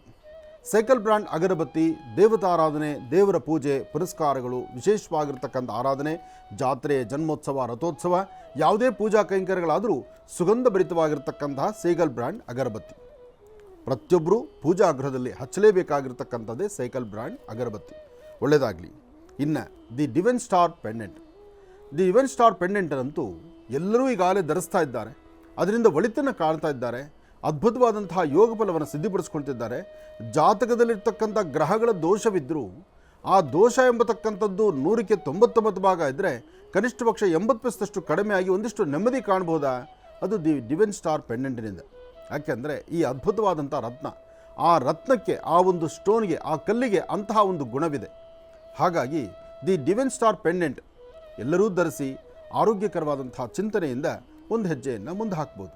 ಒಳ್ಳೆಯದಾಗಲಿ, ಶುಭವಾಗಿ. ಇನ್ನು ಬಹಳ ವಿಶೇಷವಾಗಿರ್ತಕ್ಕಂಥದ್ದು ಸದ್ಗುರು ಆಯುರ್ವೇದಿಕ್. ಸದ್ಗುರು ಆಯುರ್ವೇದಿಕ್ ಶಾಂಪೂ ಮತ್ತು ಕಂಡೀಷನರ್. ಸದ್ಗುರು ಆಯುರ್ವೇದಿಕ್ ಕಂಡೀಷನರನ್ನು, ಆಯುರ್ವೇದಿಕ್ ಶಾಂಪೂ ಮತ್ತು ಕಂಡೀಷನರನ್ನು ಯಾರಿಗೇ ಆದರೂ ಸಿದ್ಧ ತನ್ನ ತಲೆ ಕೂದಲು ಚೆನ್ನಾಗಿರಬೇಕು, ಸೌಂದರ್ಯ ಚೆನ್ನಾಗಿ ಕಾಣಬೇಕು, ಮುಖದ ಸೌಂದರ್ಯ ಚೆನ್ನಾಗಿರಬೇಕು ಅಂದರೂ ತಲೆ ಕೂದಲು ಚೆನ್ನಾಗಿರಬೇಕು. ಆ ಕೇಶಗಳ ಆ ಒಂದು ಆಕರ್ಷಣೆ ಇದೆಯಲ್ಲ, ಅದರಿಂದ ಮುಖಕ್ಕೊಂದು ಲಕ್ಷಣ ಅಂತ ಹೇಳ್ತಾರೆ. ಅಂತಹದ್ರಲ್ಲಿ ಆಯುರ್ವೇದಿಕ್ ಉತ್ಪನ್ನ ಹೆಸರು ಮಾಡಿದೆ. ಒಳ್ಳೆಯದಾಗಲಿ. ಇನ್ನು ಸಿಲ್ಕ್ ಮಾರ್ಕ್. ಸಿಲ್ಕ್ ಮಾರ್ಕ್ ಅಂತಕ್ಕಂಥದ್ದು, ರೇಷ್ಮೆ ಸೀರೆಗೆ ಸಿಲ್ಕ್ ಮಾರ್ಕು ಬಹಳ ಮುಖ್ಯವಾಗಿರ್ತಕ್ಕಂಥದ್ದು. ಒಂದು ಸೀರೆ ಕೊಂಡಾಗ ಆ ಸೀರೆಗೆ ಸಿಲ್ಕ್ ಮಾರ್ಕ್ ಇದ್ದರೆ ಆ ಸೀರೆ ಯಾವತ್ತೂ ತೂಕ, ಯಾವತ್ತೂ ಮೌಲ್ಯ. ಅಂದರೆ ನಾವು ಏನೇ ಒಂದಷ್ಟು ದುಡ್ಡು ಕಷ್ಟಪಟ್ಟು ಸಂಪಾದನೆ ಮಾಡಿ ಕೊಟ್ಟಂಥ ಒಂದು ಅದ್ಭುತವಾದಂತಹ ಒಂದು ರೇಷ್ಮೆ ಸೀರೆ ತಂದಾಗ ಅದು ಬರೀ ಬಣ್ಣಕ್ಕೋ ಆ ಬಟ್ಟೆಯ ಒಂದು ಗುಣಕ್ಕೋ ನಾವು ಮಾರು ಹೋಗ್ದಿರ ಅದ್ರ ಮೇಲೊಂದು ಸಿಲ್ಕ್ ಮಾರ್ಕ್ ಅಂತಕ್ಕಂಥದ್ದಿದ್ದರೆ ಅದಕ್ಕೆ ಮತ್ತಷ್ಟು ಮೌಲ್ಯ ಜಾಸ್ತಿ ಆಗುತ್ತೆ. ಹೀಗೆ ಇವೆಲ್ಲವೂ ಚಿಂತನೆ ಮಾಡಬೇಕು. ಎಲ್ಲರೂ ಅದನ್ನು ಅರಿವಲ್ಲಿ ಇಟ್ಕೊಳ್ಬೇಕು. ಎಲ್ಲರ ಅರಿವಲ್ಲಿದ್ದರೆ ನೀವು ತಗೊಳ್ಳುವಂತಹ, ನೀವು ಹಾಕುವಂಥ ಬಂಡವಾಳಕ್ಕೆ ಒಂದು ತೂಕವಾದಂತಹ ಅನುಗ್ರಹ ಇರುತ್ತೆ. ಇರಲಿ, ಒಳ್ಳೆಯದಾಗಲಿ. ಶ್ರೀ ವಿಶ್ವವಸುನಾಮ ಸಂವತ್ಸರೆ ಉತ್ತರಾಯಣೆ ವಸಂತ ಋತು ವೈಶಾಖ ಮಾಸ ಕೃಷ್ಣ ಪಕ್ಷ 21/5/2025 ಬುಧವಾರ, ನವಮಿ, ಶತಭಿಷಾ ನಕ್ಷತ್ರ. ಇವತ್ತು ಶತಭಿಷಾ ನಕ್ಷತ್ರ. ನಕ್ಷತ್ರಚಾರ ಪ್ರಕಾರ ಚಂದ್ರ ಮತ್ತು ಗುರು ಇರ್ತಕ್ಕಂಥ ಆಸ್ಥಾನ ಮಹತ್ತರವಾಗಿದೆ. ನಾಳೆ ಬೆಳಗ್ಗೆ ಎದ್ದರೆ 22ನೇ ತಾರೀಕು, ನಾಳೆ ಗುರುವಾರ 22, ಬಹಳ ವಿಶೇಷವಾಗಿರ್ತಕ್ಕಂಥ ದಿನ. ಈ ಒಂದು ವಿಶೇಷವಾಗಿರುವ ದಿನದಲ್ಲಿ ಒಂದಷ್ಟು ಕಡೆ ನಾಳೆ ಹನುಮತ್ ಜಯಂತಿ ಬಹಳ ಅತ್ಯುತ್ತಮವಾಗಿ ಮಾಡ್ತಾರೆ. ಹನುಮತ್ ಜಯಂತಿ ಎಂಬತಕ್ಕಂಥದ್ದನ್ನು ಪಕ್ಕದ ರಾಜ್ಯ ಆಂಧ್ರದಲ್ಲೂ ಕರ್ನಾಟಕದಲ್ಲೂ ಒಂದಷ್ಟು ಕಡೆ ಹನುಮತ್ ಜಯಂತಿಯ ಆಚರಣೆ ನಡೆಸ್ತಾರೆ. ಹನುಮದ್ ವ್ರತ ಬೇರೆ, ಹನುಮತ್ ಜಯಂತಿ ಬೇರೆ. ಹಾಗೆ ನಾಳೆ ಒಂದಷ್ಟು ಕಡೆ ಹನುಮತ್ ಜಯಂತಿ ಇದೆ. ಕಲಿಯುಗದಲ್ಲಿ ಪ್ರತ್ಯಕ್ಷ ದೈವ ಅಂದರೆ ಒಂದು ಹನುಮ, ಒಂದು ಆನೆ ಅಂದರೆ ಗಣಪತಿ, ಒಂದು ಗಣಪತಿ, ಒಂದು ಹನುಮ. ಇದು ಪ್ರತ್ಯಕ್ಷ ದೈವ ಅಂತ ಹೇಳ್ತಾರೆ. ಆ ಪ್ರತ್ಯಕ್ಷ ದೈವವನ್ನು ಯಾರು ಆರಾಧನೆ ಮಾಡಿದ್ರೂ ಅವರ ಮನೋಕಾಮನೆಗಳು ಶೀಘ್ರವಾಗಿ ಸಿದ್ಧಿಯಾಗುತ್ತೆ. ಅಂತಹ ನಿಟ್ಟಿನಲ್ಲಿ ಇವತ್ತಿನ ದಿವಸ ನೀವು ಪ್ರತಿಯೊಬ್ಬರೂ ಸಹಿತ ನಾಳೆ ಬೆಳಗ್ಗೆ ಎದ್ದು ತಲೆಗೆ ಸ್ನಾನ ಮಾಡಿ 27 ನಕ್ಷತ್ರ 12 ರಾಶಿಗಳೂ ಸಹಿತ ನಾಳೆ ಗುರುವಾರ ತಲೆಗೆ ಸ್ನಾನ ಮಾಡಿ ನಾಳೆ ಹನುಮನ ಆರಾಧನೆ ಮಾಡಿ. ಹನುಮನ ಆರಾಧನೆ ಮಾಡೋದ್ರಿಂದ ಯಾರೊಬ್ಬರ ಜಾತಕದಲ್ಲಿ ಬರ್ತಕ್ಕಂಥ ದೋಷಗಳಿದ್ದರೂ ಆ ದೋಷಗಳಿಂದ ನೀವು ಮುಕ್ತರಾಗ್ತೀರಿ. ನಿಮ್ಮ ಸಮಸ್ಯೆಗಳಿಗೆ ಒಂದು ಪರಿಹಾರವನ್ನು ಹುಡುಕೊಳ್ತೀರಿ. ಕಷ್ಟ ಎಂಬತಕ್ಕಂಥದ್ದು ಪ್ರತಿಯೊಬ್ಬರಿಗೂ ಇರುತ್ತೆ. ಆದರೆ ಪ್ರತ್ಯಕ್ಷವಾಗಿ ಕಾಣುವಂಥ ಕಲಿಯುಗದಲ್ಲೂ ಸಹಿತ ಇವತ್ತಿಗೂ ಸಂಜೀವಿನಿ ಅಂತಿರ್ತಕ್ಕಂಥ, ಅದರಲ್ಲೂ ಚಿರಂಜೀವಿಯಾಗಿರ್ತಕ್ಕಂಥ ಹನುಮನ ಆರಾಧನೆ ನಾಳೆ ನೀವು ಮಾಡೋದು ಬಹಳಷ್ಟು ಶ್ರೇಷ್ಠ, ಶ್ರೇಯೋದಾಯಕವಾಗಿರುತ್ತೆ. ಹಾಗಾಗಿ ನಾಳೆ ಹನುಮತ್ ಜಯಂತಿಯ ಒಂದಷ್ಟು ಕಾರ್ಯಕ್ರಮಗಳು ನಾಳೆ ಇರೋದರಿಂದ, ಸಾಕಷ್ಟು ಭಾಗಗಳಲ್ಲಿ ನಾಳೆ ಹನುಮತ್ ಜಯಂತಿಯಲ್ಲೇ ಆಚರಣೆ ಮಾಡೋದರಿಂದ ನಾಳೆ ವಿಶೇಷವಾಗಿ ಮಾರುತಾತ್ಮಜ ಪ್ರಸನ್ನ ಆಂಜನೇಯ ಸ್ವಾಮಿಯ ಹನುಮಾನ್ ಚಾಲೀಸನ, ನಾಳೆ ಹನುಮಾನ್ ಚಾಲೀಸನ ಯಾರು ಓದ್ತಾರೋ, ಯಾರು ಶ್ರವಣ ಕಿವಿಯಲ್ಲಿ ಕೇಳ್ತಾರೋ, ಯಾರು ಹನುಮನ ಸಾನ್ನಿಧ್ಯಕ್ಕೆ ಬಂದು ಸ್ವಾಮಿಗೆ ವಿಳೆದೆಲೆ ಕೇಸರಿಯಿಂದ ಅರ್ಚನಾ ಸಂಕಲ್ಪವನ್ನು ಮಾಡಿಸ್ತಾರೋ, ಅಥವಾ ನಾಳೆ ಸ್ವಾಮಿಯ ಸಾನ್ನಿಧ್ಯದಲ್ಲಿ ಒಂದಿಷ್ಟು ಪ್ರಸಾದವನ್ನು ತಾವು ಸ್ವೀಕರಿಸೋದಾಗಲಿ ಅಥವಾ ಪ್ರಸಾದವನ್ನು ಹಂಚತಕ್ಕಂಥದ್ದಾಗಲಿ, ಇದರ ಜೊತೆಗೆ ಎಲ್ಲಿ ವಾನರ ಸೈನ್ಯ ಇರುತ್ತೋ ಆ ವಾನರ ಸೈನ್ಯಗಳಿರ್ತಕ್ಕಂಥ ಸಾನ್ನಿಧ್ಯಕ್ಕೆ ಬಂದು ನಿಮ್ಮ ಕೈಲಾದಷ್ಟು ಒಂದಿಷ್ಟು ಹಣ್ಣು ಹಂಪಲುಗಳನ್ನು ವಾನರ ಸೈನ್ಯ ಕೊಟ್ಟೊಂದು ಪ್ರಾರ್ಥನೆ ಮಾಡಿ. ನಿಮ್ಮಲ್ಲಿರ್ತಕ್ಕಂಥ, ನಿಮ್ಮ ಗ್ರಹಸ್ಥಿತಿಗಳಿರ್ತಕ್ಕಂಥ ನಿಮ್ಮ ಕಷ್ಟ ಕಾರ್ಪಣ್ಯಗಳಿಗೆ ಒಂದು ಅದ್ಭುತವಾದ ಪರಿಹಾರವನ್ನು ಹುಡುಕೊಳ್ತೀರಿ. ಏನೇ ಆದರೂ ಹನುಮನ ಕೃಪೆ ರಾಜ್ಯ ದೇಶಕ್ಕೆ ಬೇಕೇ ಬೇಕು. ಒಳ್ಳೆಯದಾಗಲಿ, ಶುಭವಾಗಲಿ. ನಮಸ್ಸೂರ್ಯಾಯ ಚಂದ್ರಾಯ ಮಂಗಳಾಯ ಬುಧಾಯ ಚ ಗುರು ಶುಕ್ರ ಶನಿಭ್ಯಶ್ಚ ರಾಹವೇ ಕೇತವೇ ನಮಃ. ಮೃತ್ಯುಂಜಯಾಯ ರುದ್ರಾಯ ನೀಲಕಂಠಾಯ ಶಂಭವೇ ಅಮೃತೇಶಾಯ ಸರ್ವಾಯ ಮಹಾದೇವಾಯ ತೇ ನಮಃ. ಆದಿತ್ಯಾದಿ ನವಗ್ರಹಗಳನ್ನು ಪ್ರಾರ್ಥನೆ ಮಾಡಿ, ರುದ್ರದೇವರನ್ನು ಪ್ರಾರ್ಥನೆ ಮಾಡಿ ರಾಶಿಫಲದತ್ತ ಗಮನ ಹರಿಸೋಣ. ಇನ್ನು ಮೊದಲನೇದಾದಂತಹದ್ದು ಮೇಷರಾಶಿ. ಮೇಷರಾಶಿ ಮೇಷಲಗ್ನ. ಮೇಷರಾಶಿ ಮೇಷಲಗ್ನದಲ್ಲಿರ್ತಕ್ಕಂಥವ್ರಿಗೆ ಚಂದ್ರ ಮತ್ತು ಗುರು ಇರ್ತಕ್ಕಂಥ ಆಸ್ಥಾನ, ಬುಧ ಮತ್ತು ಶುಕ್ರ ಇರ್ತಕ್ಕಂಥ ಆಸ್ಥಾನ ಮಹತ್ತರವಾಗಿದೆ. ಶುಕ್ರನ ಅನುಗ್ರಹದಿಂದ ಇಷ್ಟಾರ್ಥವನ್ನು ಸಿದ್ಧಿಪಡಿಸ್ಕೊಳ್ಬಹುದು, ಅಸಮಾಧಾನವನ್ನು ದೂರ ಮಾಡ್ಕೊಳ್ಬಹುದು, ಸಮಾಧಾನಕರವಾದ ಫಲವನ್ನು ಸಿದ್ಧಿಪಡಿಸ್ಕೊಳ್ಬಹುದು. ತೃಪ್ತಿಕರವಾದಂತಹ ಫಲ ನಿಮಗೆ ಸಿಗಬೇಕಾದರೂ ಇವತ್ತಿನ ದಿವಸ ನೀವು ಮಾಡುವಂಥ ಕಾಯಕವನ್ನು ಸಾಧ್ಯವಾದಷ್ಟು ಮಟ್ಟಿಗೆ ಒಂದಿಷ್ಟು ಗೋಪ್ಯತೆ ಕಾಪಾಡಬೇಕು. ಮೇಷರಾಶಿಯಲ್ಲಿರ್ತಕ್ಕಂಥವರು ಎಲ್ಲ ವಿಚಾರಗಳನ್ನು ಹೊರಗಡೆ ನೀವು ಸಾಮಾಜಿಕವಾಗಿ ಹೇಳೋಕ್ಕಾಗೋದಿಲ್ಲ. ಒಂದಷ್ಟು ಗೋಪ್ಯವಾಗಿ ಕಾಪಾಡಬೇಕು. ಆ ಗೋಪ್ಯತೆ ಇರ್ತಕ್ಕಂಥ ವಿಚಾರಗಳನ್ನು ಮಾತ್ರ ನೀವು ಹೆಚ್ಚು ಆರಾಧನೆ ಮಾಡಲಿಕ್ಕಾಗತ್ತೆ, ಲಾಭವನ್ನು ಕಂಡುಕೊಳ್ಳಿಕ್ಕಾಗತ್ತೆ. ಇವತ್ತು ಮೇಷರಾಶಿ ಮೇಷಲಗ್ನದಲ್ಲಿರ್ತಕ್ಕಂಥವರಿಗೆ ಮೊದಲು ನಿಮ್ಮ ಕುಲದೇವರನ್ನು ಪ್ರಾರ್ಥನೆ ಮಾಡಿ. ಕುಲದೇವರ ಅನುಗ್ರಹದಿಂದ ಅಶ್ವತ್ಥ ಪ್ರಾರ್ಥನೆ ಮಾಡೋದ್ರಿಂದ ಬರ್ತಕ್ಕಂಥ ಸಂಕಷ್ಟಗಳು ಬೆಟ್ಟದಂಥ ಕಷ್ಟ ಬಂದರೂ ಮಂಜಿನಗಡ್ಡೆ ಥರ ಕರಗುತ್ತೆ. ಆದರೆ ಅಶ್ವತ್ಥ ಪ್ರಾರ್ಥನೆ ಮಾಡೋದು ಮಾತ್ರ ಖಂಡಿತ ಮರಿಬೇಡಿ. ಇವತ್ತು ಮೇಷರಾಶಿಯವರು, ಮೇಷರಾಶಿಯಲ್ಲಿರ್ತಕ್ಕಂಥ ಹೆಣ್ಣು ಮಕ್ಕಳು ಮಾತ್ರ ನೀವು ಯಾವುದೇ ಕೆಲಸ ಕಾರ್ಯಗಳನ್ನು ಮಾಡಿದ್ರೂ ಇವತ್ತು ಒಂದಷ್ಟು ಗೋಕ್ಷೀರ, ಒಂದು ಚಿಟಿಕೆ ಅಕ್ಕಿ, ನಿಮ್ಮ ಅಂಗೈಯಲ್ಲಿ 1 ಸ್ಪೂನ್ ಹಾಲು, 1 ಚಿಟಿಕೆಯಷ್ಟು ಅಕ್ಕಿ ಎರಡನ್ನೂ ಹಾಕ್ಕೊಂಡು ಆಗ್ನೇಯಾಭಿಮುಖವಾಗಿ ನಿಂತು ಚಂದ್ರಗ್ರಹನ ಪ್ರಾರ್ಥನೆ ಮಾಡಿ ಮನಸ್ಸಿಗೆ ಶಾಂತಿ ನೆಮ್ಮದಿಯನ್ನು ಕೊಟ್ಟು ಮಾಡುವ ಕೆಲಸ ಅಥವಾ ಇರ್ತಕ್ಕಂಥ ನಮ್ಮ ವೃತ್ತಿ ಧರ್ಮದಲ್ಲಿ ಒಂದಿಷ್ಟು ಬೆಳಕನ್ನು ಕೊಡಪ್ಪ ಅಂತ ಹೇಳಿ ಭಗವಂತನ ಪ್ರಾರ್ಥನೆ ಮಾಡಿ ಅದನ್ನು ಹಸಿರು ಗಿಡದ ಮೇಲೆ ಹಾಕಿ ಮನೆಯಲ್ಲಿ ಹಿರಿಯರ ಹತ್ರ ಹಸನ್ಮುಖಿಯಾಗಿ ನಗನಗ್ತಾ ಮನೆಯಿಂದ ನೀವು ಆಚೆಗೆ ಹೊರಟ್ರೆ ಒಂದಿಷ್ಟು ಒಳಿತನ್ನು ಖಂಡಿತ ಸಿದ್ಧಿಪಡಿಸ್ಕೊಳ್ತೀರಿ ಮೇಷರಾಶಿಯವರು. ಇನ್ನು ವೃಷಭ ರಾಶಿ. ವೃಷಭ ರಾಶಿ ವೃಷಭ ಲಗ್ನ. ವೃಷಭ ರಾಶಿ ವೃಷಭ ಲಗ್ನದಲ್ಲಿರ್ತಕ್ಕಂಥವರು ಆರೋಗ್ಯದ ಬಗ್ಗೆ ತುಂಬ ಕಾಳಜಿ ಬೇಕು. ಒಂದಷ್ಟು ಬೆನ್ನೋವು, ಮೈಕೈ ನೋವು, ಆರೋಗ್ಯ ಸರಿ ಇಲ್ಲದಿರತಕ್ಕಂಥದ್ದು, ತುಂಬ ಸುಸ್ತಾಗುವಂಥದ್ದು, ಯಾವುದೋ ಚಿಂತನೆ ನಿಮ್ಮನ್ನು ಬಾಧಿಸ್ತಕ್ಕಂಥದ್ದು, ಕೆಲವಷ್ಟು ವಿಚಾರಗಳಿಗೆ ಇವತ್ತು ನೆಮ್ಮದಿ ಕಳ್ಕೊಳ್ಳುವಂಥ ಪರಿಸ್ಥಿತಿ ಆಗುತ್ತೆ.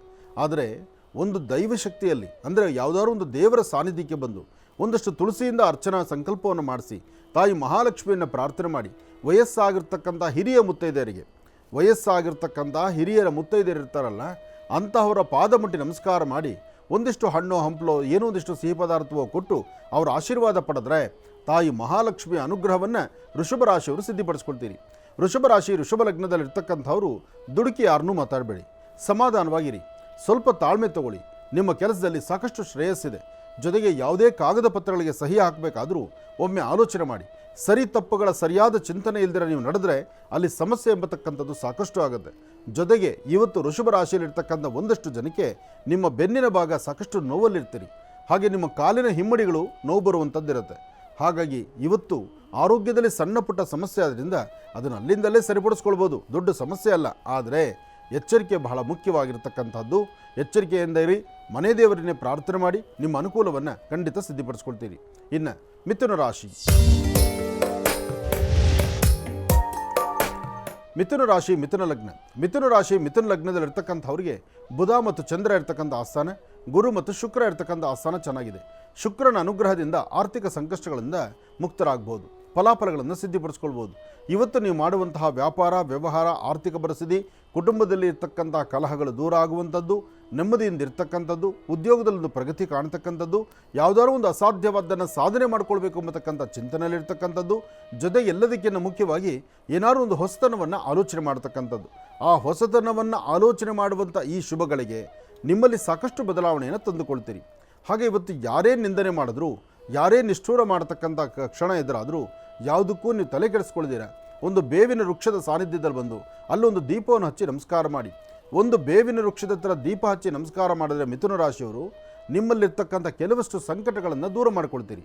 ಅಷ್ಟೇ ಅಲ್ಲದಿರ ನಿಮ್ಮ ಚರ್ಮಕ್ಕೆ ಸಂಬಂಧಪಡ್ತಕ್ಕಂಥ ಏನಾದರೂ ಸಮಸ್ಯೆಗಳಿದ್ದರೆ ಚರ್ಮಕ್ಕೆ ಸಂಬಂಧಪಡುವಂಥ ಸಮಸ್ಯೆಗಳಿಗೆ ಪರಿಹಾರ ಮಾರ್ಗವಾಗಿ ಬೇವಿನ ವೃಕ್ಷದ ಹತ್ರ ದೀಪ ಹಚ್ಚಿ ನಮಸ್ಕಾರ ಮಾಡಿ ಆ ಬೇವಿನ 4 ಚಿಗುರುಗಳನ್ನು 4 ಬೇವಿನ ಚಿಗುರನ್ನು ನೀವು ಅದನ್ನು ಜಗದು ಅದರ ರಸವನ್ನು ತೆಗೆದುಕೊಂಡ್ರೆ, ಆಹಾರದಲ್ಲಿ ತೆಗೆದುಕೊಂಡ್ರೆ ಖಂಡಿತ ನಿಮ್ಮ ಆರೋಗ್ಯದಲ್ಲಿ ಸಾಕಷ್ಟು ಚೇತರಿಕೆ ಕಾಣುತ್ತೆ, ಹೆಚ್ಚಿನ ಫಲ ಸಿಗುವಂಥದ್ದಾಗತ್ತೆ. ಒಳ್ಳೆಯದಾಗಲಿ, ಶುಭವಾಗಲಿ. ಇನ್ನು ಕರ್ಕಾಟಕ ರಾಶಿ. ಕರ್ಕಾಟಕ ರಾಶಿ, ಕರ್ಕಾಟಕ ಲಗ್ನ. ಕರ್ಕಾಟಕ ರಾಶಿ, ಕರ್ಕಾಟಕ ಲಗ್ನದಲ್ಲಿರ್ತಕ್ಕಂಥವ್ರಿಗೆ ಬುಧ ಮತ್ತು ಶುಕ್ರ ಇರ್ತಕ್ಕಂಥ ಆಸ್ಥಾನ, ಚಂದ್ರ ಮತ್ತು ಗುರು ಇರ್ತಕ್ಕಂಥ ಆಸ್ಥಾನ. ಎಲ್ಲದಕ್ಕಿಂತ ಮುಖ್ಯವಾಗಿ ಶನಿಯ ಒಂದಷ್ಟು ದೃಷ್ಟಿಕೋನಗಳಿಂದ ಮಾನಸಿಕವಾಗಿ ಒಂದಷ್ಟು ಒತ್ತಡದಲ್ಲಿದ್ದೀರಿ. ಯಾವುದನ್ನಾದರೂ ಸಹಿತ ನೀವು ಅಂದುಕೊಂಡದ್ದಾಗಲ್ಲ, ಆದರೆ ನೀವು ಯಾವುದು ಚಿಂತನೆ ಮಾಡಲ್ವೋ ಅದು ನಿಮ್ಮ ಕೈಗೆಟಕತ್ತೆ. ಯಾರನ್ನ ಗೌರವದಿಂದ ಕಾಣಬೇಕು ಅಂತ ನೀವು ಅಂದ್ಕೊಳ್ತೀರಿ, ನಿಮ್ಮ ಮನಸ್ಸಲ್ಲಿ ಅಂಥವ್ರ ಬಗ್ಗೆ ಗೌರವ ಇರೋದಿಲ್ಲ. ಆದರೆ ಯಾರು ನಿಮ್ಮನ್ನು ಗೌರವಿಸಬೇಕು ಅಂತ ಬರ್ತಾರಲ್ಲ, ಅವ್ರ ಮುಂದೆ ನೀವು ಬಹಳಷ್ಟು ವಿಶೇಷವಾದಂಥ ರೀತಿಯಲ್ಲೇ ಕಾಣ್ತೀರಿ. ಹಾಗೆ ಇವತ್ತಿನ ದಿವಸ ನಿಮ್ಮ ವೃತ್ತಿ, ನಿಮ್ಮ ವ್ಯಾಪಾರ, ನಿಮ್ಮ ಕೆಲಸ ಕಾರ್ಯಗಳು, ವಿದ್ಯಾರ್ಥಿಗಳಿಂದ ಮೊದಲುಕೊಂಡು ವಯಸ್ಸಾಗಿರ್ತಕ್ಕಂತಹ ವೃದ್ಧರವರೆಗೂ ನಿಮ್ಮಲ್ಲಿರುವಂಥ ಅಸಮಾಧಾನದ ಸನ್ನಿವೇಶಗಳನ್ನು ದೂರ ಮಾಡಿಕೊಂಡು ಶಾಂತಿ ನೆಮ್ಮದಿಯುತವಾಗಿರುವಂಥ ಕಾಲ ಇವತ್ತು ತಾವು ಸಿದ್ಧಿಪಡಿಸ್ಕೊಳ್ಬಹುದು. ತಾಯಿ ಶಂಕರಿಯನ್ನು, ಭಗವತಿಯನ್ನು, ಗ್ರಾಮ ದೇವತೆಯನ್ನು ಇವತ್ತು ನೀವು ಪ್ರಾರ್ಥನೆ ಮಾಡಿ ಮನೆಯಿಂದ ಆಚೆ ಹೊರಡುವಾಗ ಒಂದು ಚಿಟಿಗೆಯಷ್ಟು ಕಡಲೆಕಾಳನ್ನು ಉತ್ತರಾಭಿಮುಖವಾಗಿ ಕೂತು ಅಥವಾ ನಿಂತು ನೀವು ದೃಷ್ಟಿ ತೆಗೆದು ಹಸಿರು ಗಿಡದ ಮೇಲೆ ಹಾಕಿ ತದನಂತರ ಮನೆಯಿಂದ ಆಚೆ ನೀವು ಹೊರಟಿದ್ದೆ ಆದರೆ ಇವತ್ತು ಕರ್ಕಾಟಕ ರಾಶಿಯವರು ಸಾಕಷ್ಟು ಒಳಿತನ್ನು ಸಿದ್ಧಿಪಡಿಸ್ಕೊಳ್ತೀರಿ. ಒಳ್ಳೆಯದಾಗಲಿ, ಶುಭವಾಗಲಿ. ರಾಶಿಗಳಲ್ಲಿ ಮುಂದಿನ ರಾಶಿ ಸಿಂಹರಾಶಿ. ಸಿಂಹರಾಶಿ, ಸಿಂಹಲಗ್ನ. ಸಿಂಹರಾಶಿ, ಸಿಂಹಲಗ್ನದಲ್ಲಿರ್ತಕ್ಕಂಥವರು ಇವತ್ತು ನೀವು ತುಂಬ ಗರ್ಜನೆ ಮಾಡೋದು ಸಮಂಜಸ ಅಲ್ಲ. ಆದಷ್ಟು ತಾಳ್ಮೆಯಿಂದಿರಿ, ಸಮಾಧಾನವಾಗಿದೆ. ಇವತ್ತಿನ ಗ್ರಹಸ್ಥಿತಿಗಳು ಅಷ್ಟು ಲಾಭದಾಯಕವಾಗಿರ್ತಕ್ಕಂಥದ್ದಲ್ಲ, ಮಂದಗತಿಯಲ್ಲಿ ಸಾಗುವಂತಹದ್ದು. ಜೊತೆಗೆ ನಿಮ್ಮ ಕೆಲಸ, ನಿಮ್ಮ ಆಲೋಚನೆ, ನಿಮ್ಮ ಯೋಜನೆ, ನೀವು ಏನು ಮಾಡಬೇಕು ಅಂದ್ಕೊಂಡಿದ್ದೀರಲ್ಲ, ಏನು ಮಾಡಲಿಕ್ಕೆ ಹೊರಡ್ತಾ ಇದ್ದೀರಲ್ಲ, ಅಲ್ಲೂ ವ್ಯತ್ಯಾಸ ಇದೆ. ಹಾಗಾಗಿ ಇವತ್ತೆಲ್ಲವೂ ಸಹಿತ ಸರಿ ಇದೆ ಅಂತ ಅಂದ್ಕೊಳ್ಳೋದು ತಪ್ಪಾಗತ್ತೆ. ಹಾಗೆ ಇವತ್ತು ಏನಾದರೂ ಒಂದು ಅಭಿವೃದ್ಧಿ ಕಾಣ್ಬೋದಾ, ಕಾಣಲಿಕ್ಕಾಗುತ್ತಾ, ಅಲ್ಲೂ ಸಾಧ್ಯ ಇಲ್ಲ. ಆದರೆ ಸಣ್ಣ ಸಣ್ಣ ವಿಚಾರಗಳು ರೌದ್ರ ಆಗುವಂಥ ರೀತಿಯಲ್ಲಿರುತ್ತೆ. ಇವತ್ತು ಮನಸ್ಸು ನೆಮ್ಮದಿಲ್ಲದಂಥ ರೀತಿಯಲ್ಲಿರುತ್ತೆ. ಇವತ್ತು ಅಧಿಕವಾದಂಥ ಚಂಚಲತೆ ನಿಮ್ಮನ್ನು ಬಾಧಿಸುತ್ತೆ.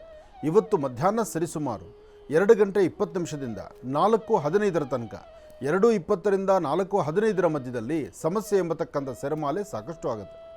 ಇವತ್ತು ಒಂದಷ್ಟು ಜನಕ್ಕೆ ಆರೋಗ್ಯ, ವ್ಯವಹಾರ, ಮನಸ್ಸಿನ ನೆಮ್ಮದಿಯಲ್ಲಿರ್ತಕ್ಕಂಥದ್ದು, ತುಂಬ ದಿನಗಳಿಂದ ಇದ್ದಂಥ ಕೆಲವಷ್ಟು ಸಮಸ್ಯೆಗಳು ಇವತ್ತು ಅದಕ್ಕೆ ನೀವು ಉತ್ತರಿಸಬೇಕಾದ್ದು, ಜೊತೆಗೆ ಹಿಂದೆ ಯಾವತ್ತೋ ಮಾಡಿರ್ತಕ್ಕಂಥ ತಪ್ಪು ಒಪ್ಪುಗಳಿಗೆ ಇವತ್ತು ತಲೆಬಗ್ಸಿ ನಿಲ್ಲಬೇಕಾದಂಥ ಪರಿಸ್ಥಿತಿ ಸಿಂಹರಾಶಿಯವರಿಗೆ ಆಗ್ಬೋದು. ಆದರೆ ಸಿಂಹರಾಶಿ, ಸಿಂಹಲಗ್ನದಲ್ಲಿರ್ತಕ್ಕಂಥವರು ಇವತ್ತಿನ ದಿವಸ ಒಂದು ಹನುಮನ ಪ್ರಾರ್ಥನೆ ಮಾಡಿಕೊಂಡು ಹನುಮನ ಸಾನ್ನಿಧ್ಯಕ್ಕೆ ಬಂದು ಅಲ್ಲಿ ಕೊಡುವಂತಹ ಆ ಸಿಂಧೂರವನ್ನು ನಿಮ್ಮ ಹಣೆಗೆ ತಿಲಕವಾಗಿ ಹಚ್ಚೋದ್ರಿಂದ, ಸಿಂಧೂರವನ್ನು ಹಣೆಗೆ ಹಚ್ಕೊಳ್ಳೋದ್ರಿಂದ ತುಂಬ ಬದಲಾವಣೆಯನ್ನು ತಂದುಕೊಳ್ತೀರಿ. ಇವತ್ತು ನೀವು ಮಾಡುವ ಕೆಲಸದಲ್ಲಿ ಸಾಕಷ್ಟು ಬದಲಾವಣೆ ಇದೆ, ಹೆಚ್ಚಿನ ಫಲಾಫಲಗಳಿದೆ. ಜೊತೆಗೆ ನಿಮ್ಮ ವರ್ಚಸ್ಸು, ತೇಜಸ್ಸನ್ನು ಮತ್ತಷ್ಟು ವೃದ್ಧಿಸ್ಕೊಳ್ಳುವಂತಹ ಒಂದು ಹೆಚ್ಚಿನ ಲಾಭವನ್ನು ತಾವು ತಂದುಕೊಳ್ತೀರಿ. ಮನಸ್ಸಲ್ಲಿ ಯಾವುದೇ ಸಮಸ್ಯೆ ಇರಲಿ, ಎಂಥದೇ ಕಷ್ಟ ಇರಲಿ, ಆ ಕಷ್ಟಗಳನ್ನು ದೂರ ಮಾಡ್ಕೊಳ್ಬೇಕಾದ್ದು, ಆಯಾ ಕ್ಷಣದಲ್ಲಿ ಬರ್ತಕ್ಕಂತಹ ತೊಂದರೆಗಳನ್ನು ದೂರ ಮಾಡ್ಕೋಬೇಕಾದ್ದು ನಾವು ಯೋಚನೆ ಮಾಡಬೇಕಂತ ರೀತಿ. ಅದಕ್ಕಾಗಿ ಇವತ್ತಿನ ದಿವಸ ತೊಗರಿಬೇಳೆ, ಉದ್ದಿನಬೇಳೆ ಜೊತೆಗೆ ಅವರೆಬೇಳೆ, ತೊಗರಿಬೇಳೆ, ಉದ್ದಿನಬೇಳೆ ಮತ್ತು ಅವರೆಬೇಳೆ ಈ 3 ಧಾನ್ಯಗಳನ್ನು ದೃಷ್ಟಿ ತೆಗೆದು ಆಚೆ ಹಾಕೋದ್ರಿಂದ ಸಿಂಹರಾಶಿಯವರಿಗೆ ಸ್ವಲ್ಪ ಮಟ್ಟಿಗೆ ನೆಮ್ಮದಿಯನ್ನು ಕಾಣ್ತೀರಿ.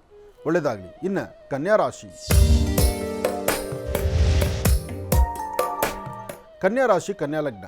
ಕನ್ಯಾರಾಶಿ, ಕನ್ಯಾಲಗ್ನದಲ್ಲಿರ್ತಕ್ಕಂಥವರಿಗೆ ಬುಧನ ಆಸ್ಥಾನ ಚೆನ್ನಾಗಿದೆ, ಗುರುವಿನ ಅನುಗ್ರಹ ಇದೆ, ಇಷ್ಟಾರ್ಥವನ್ನು ಸಿದ್ಧಿಪಡಿಸ್ಕೊಳ್ತಕ್ಕಂಥ ಯೋಗ ಫಲ ಇದೆ, ಸತ್ಯಾಸತ್ಯತೆಗಳನ್ನು ಅರ್ಥ ಮಾಡ್ಕೊಂಡು ಬದುಕುವಂಥ ಆಲೋಚನೆ ಇದೆ. ಇವತ್ತು ಬೇಕು ಬೇಡಗಳ ಮಧ್ಯದಲ್ಲಿ ನಿಮ್ಮ ಚಿಂತನೆ ಇರೋದ್ರಿಂದ ನಿಮ್ಮ ವೃತ್ತಿ ಮತ್ತಷ್ಟು ಅಭಿವೃದ್ಧಿ ತಂದುಕೊಳ್ಬೇಕಾದ್ರಿಂದ ಇವತ್ತು ನೀವು ಏನು ಆಲೋಚನೆ ಮಾಡಿದ್ರೂ ಸರಿ ಅನಿಸುತ್ತೆ.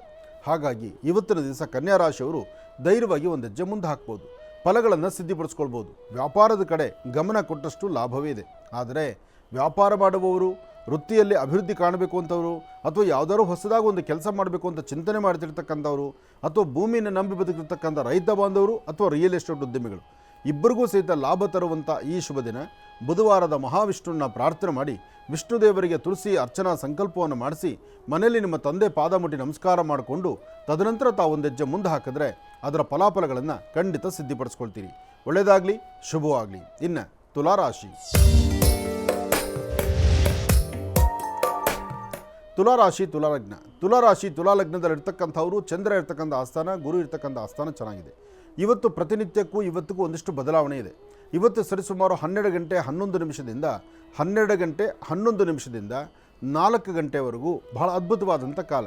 ನಿಮ್ಮ ಯಾವ ಆಲೋಚನೆಗಳನ್ನು ಮಾಡ್ತಿರೋ, ಯಾವ ಚಿಂತನೆಯನ್ನು ಮಾಡ್ತಿರೋ, ಯಾವೆಲ್ಲ ಕೆಲಸ ಕಾರ್ಯಗಳ ಬಗ್ಗೆ ನೀವು ಆಲೋಚಿಸ್ತೀರೋ ಎಲ್ಲವನ್ನೂ ಸಹಿತ ಕಾರ್ಯಸಿದ್ಧಿ ಮಾಡ್ಕೊಳ್ಬೋದು. ಹಾಗೆ ಫಲಾಫಲಗಳನ್ನು ಸಿದ್ಧಿಪಡಿಸ್ಕೊಳ್ಬೋದು. ಸಣ್ಣ ಸಣ್ಣ ವಿಚಾರಕ್ಕೂ ಸಹಿತ ಸಂಬಂಧಪಟ್ಟ ಹಾಗೆ ಏನಾದರೂ ತೊಂದರೆ ತಾಪತ್ರೆ ಬರುತ್ತೆ ಅಂತ ನಿಮಗೆ ಅನಿಸಿದರೆ ಅದನ್ನಲ್ಲೇ ಬಗೆಹರಿಸ್ಕೊಂಡೊಂದು ಲಾಭವನ್ನು ಕಾಣುವಂಥ ಅದೃಷ್ಟ ನಿಮ್ಮದಾಗತ್ತೆ.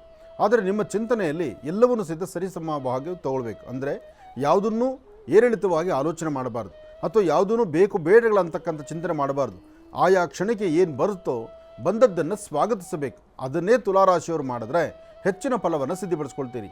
ತುಲಾರಾಶಿ ತುಲಾ ಲಗ್ನದಲ್ಲಿ ಜನಿಸಿರ್ತಕ್ಕಂಥ ಹೆಣ್ಣು ಮಕ್ಕಳು ಮಾತ್ರ ಇವತ್ತು ಮಧ್ಯಾಹ್ನ 2 ಗಂಟೆಯಿಂದ 6:20 ತನಕ, 2 ರಿಂದ 6:20 ಮಧ್ಯದಲ್ಲಿ ತಾವು ತೆಗೆದುಕೊಳ್ಳುವಂಥ ನಿರ್ಣಯ ಅಷ್ಟು ಸರಿ ಇರ್ತಕ್ಕಂಥದ್ದಲ್ಲ.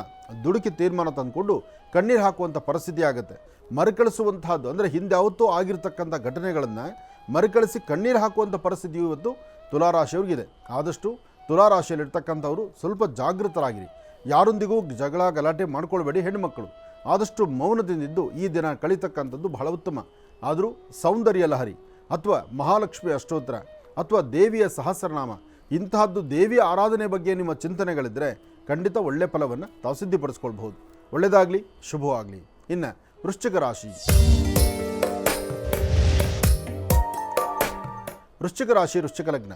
ವೃಶ್ಚಿಕ ರಾಶಿ ವೃಶ್ಚಿಕ ಲಗ್ನದಲ್ಲಿರ್ತಕ್ಕಂಥವ್ರಿಗೆ ಚಂದ್ರ ಮತ್ತು ಗುರು ಇರ್ತಕ್ಕಂಥ ಆಸ್ಥಾನ, ಬುಧ ಮತ್ತು ಶುಕ್ರ ಇರ್ತಕ್ಕಂಥ ಆಸ್ಥಾನ ಮಹತ್ತರವಾಗಿದೆ. ಶುಕ್ರನ ಅನುಗ್ರಹದಿಂದ ಇಷ್ಟಾರ್ಥವನ್ನು ಸಿದ್ಧಿಪಡಿಸ್ಕೊಳ್ಬಹುದು, ಅಸಮಾಧಾನವನ್ನು ದೂರ ಮಾಡ್ಕೊಳ್ಬಹುದು, ಸಮಾಧಾನಕರವಾದ ಫಲವನ್ನು ಸಿದ್ಧಿಪಡಿಸ್ಕೊಳ್ಬಹುದು, ಆರ್ಥಿಕ ಸಂಕಷ್ಟದಿಂದ ಮುಕ್ತರಾಗಬಹುದು.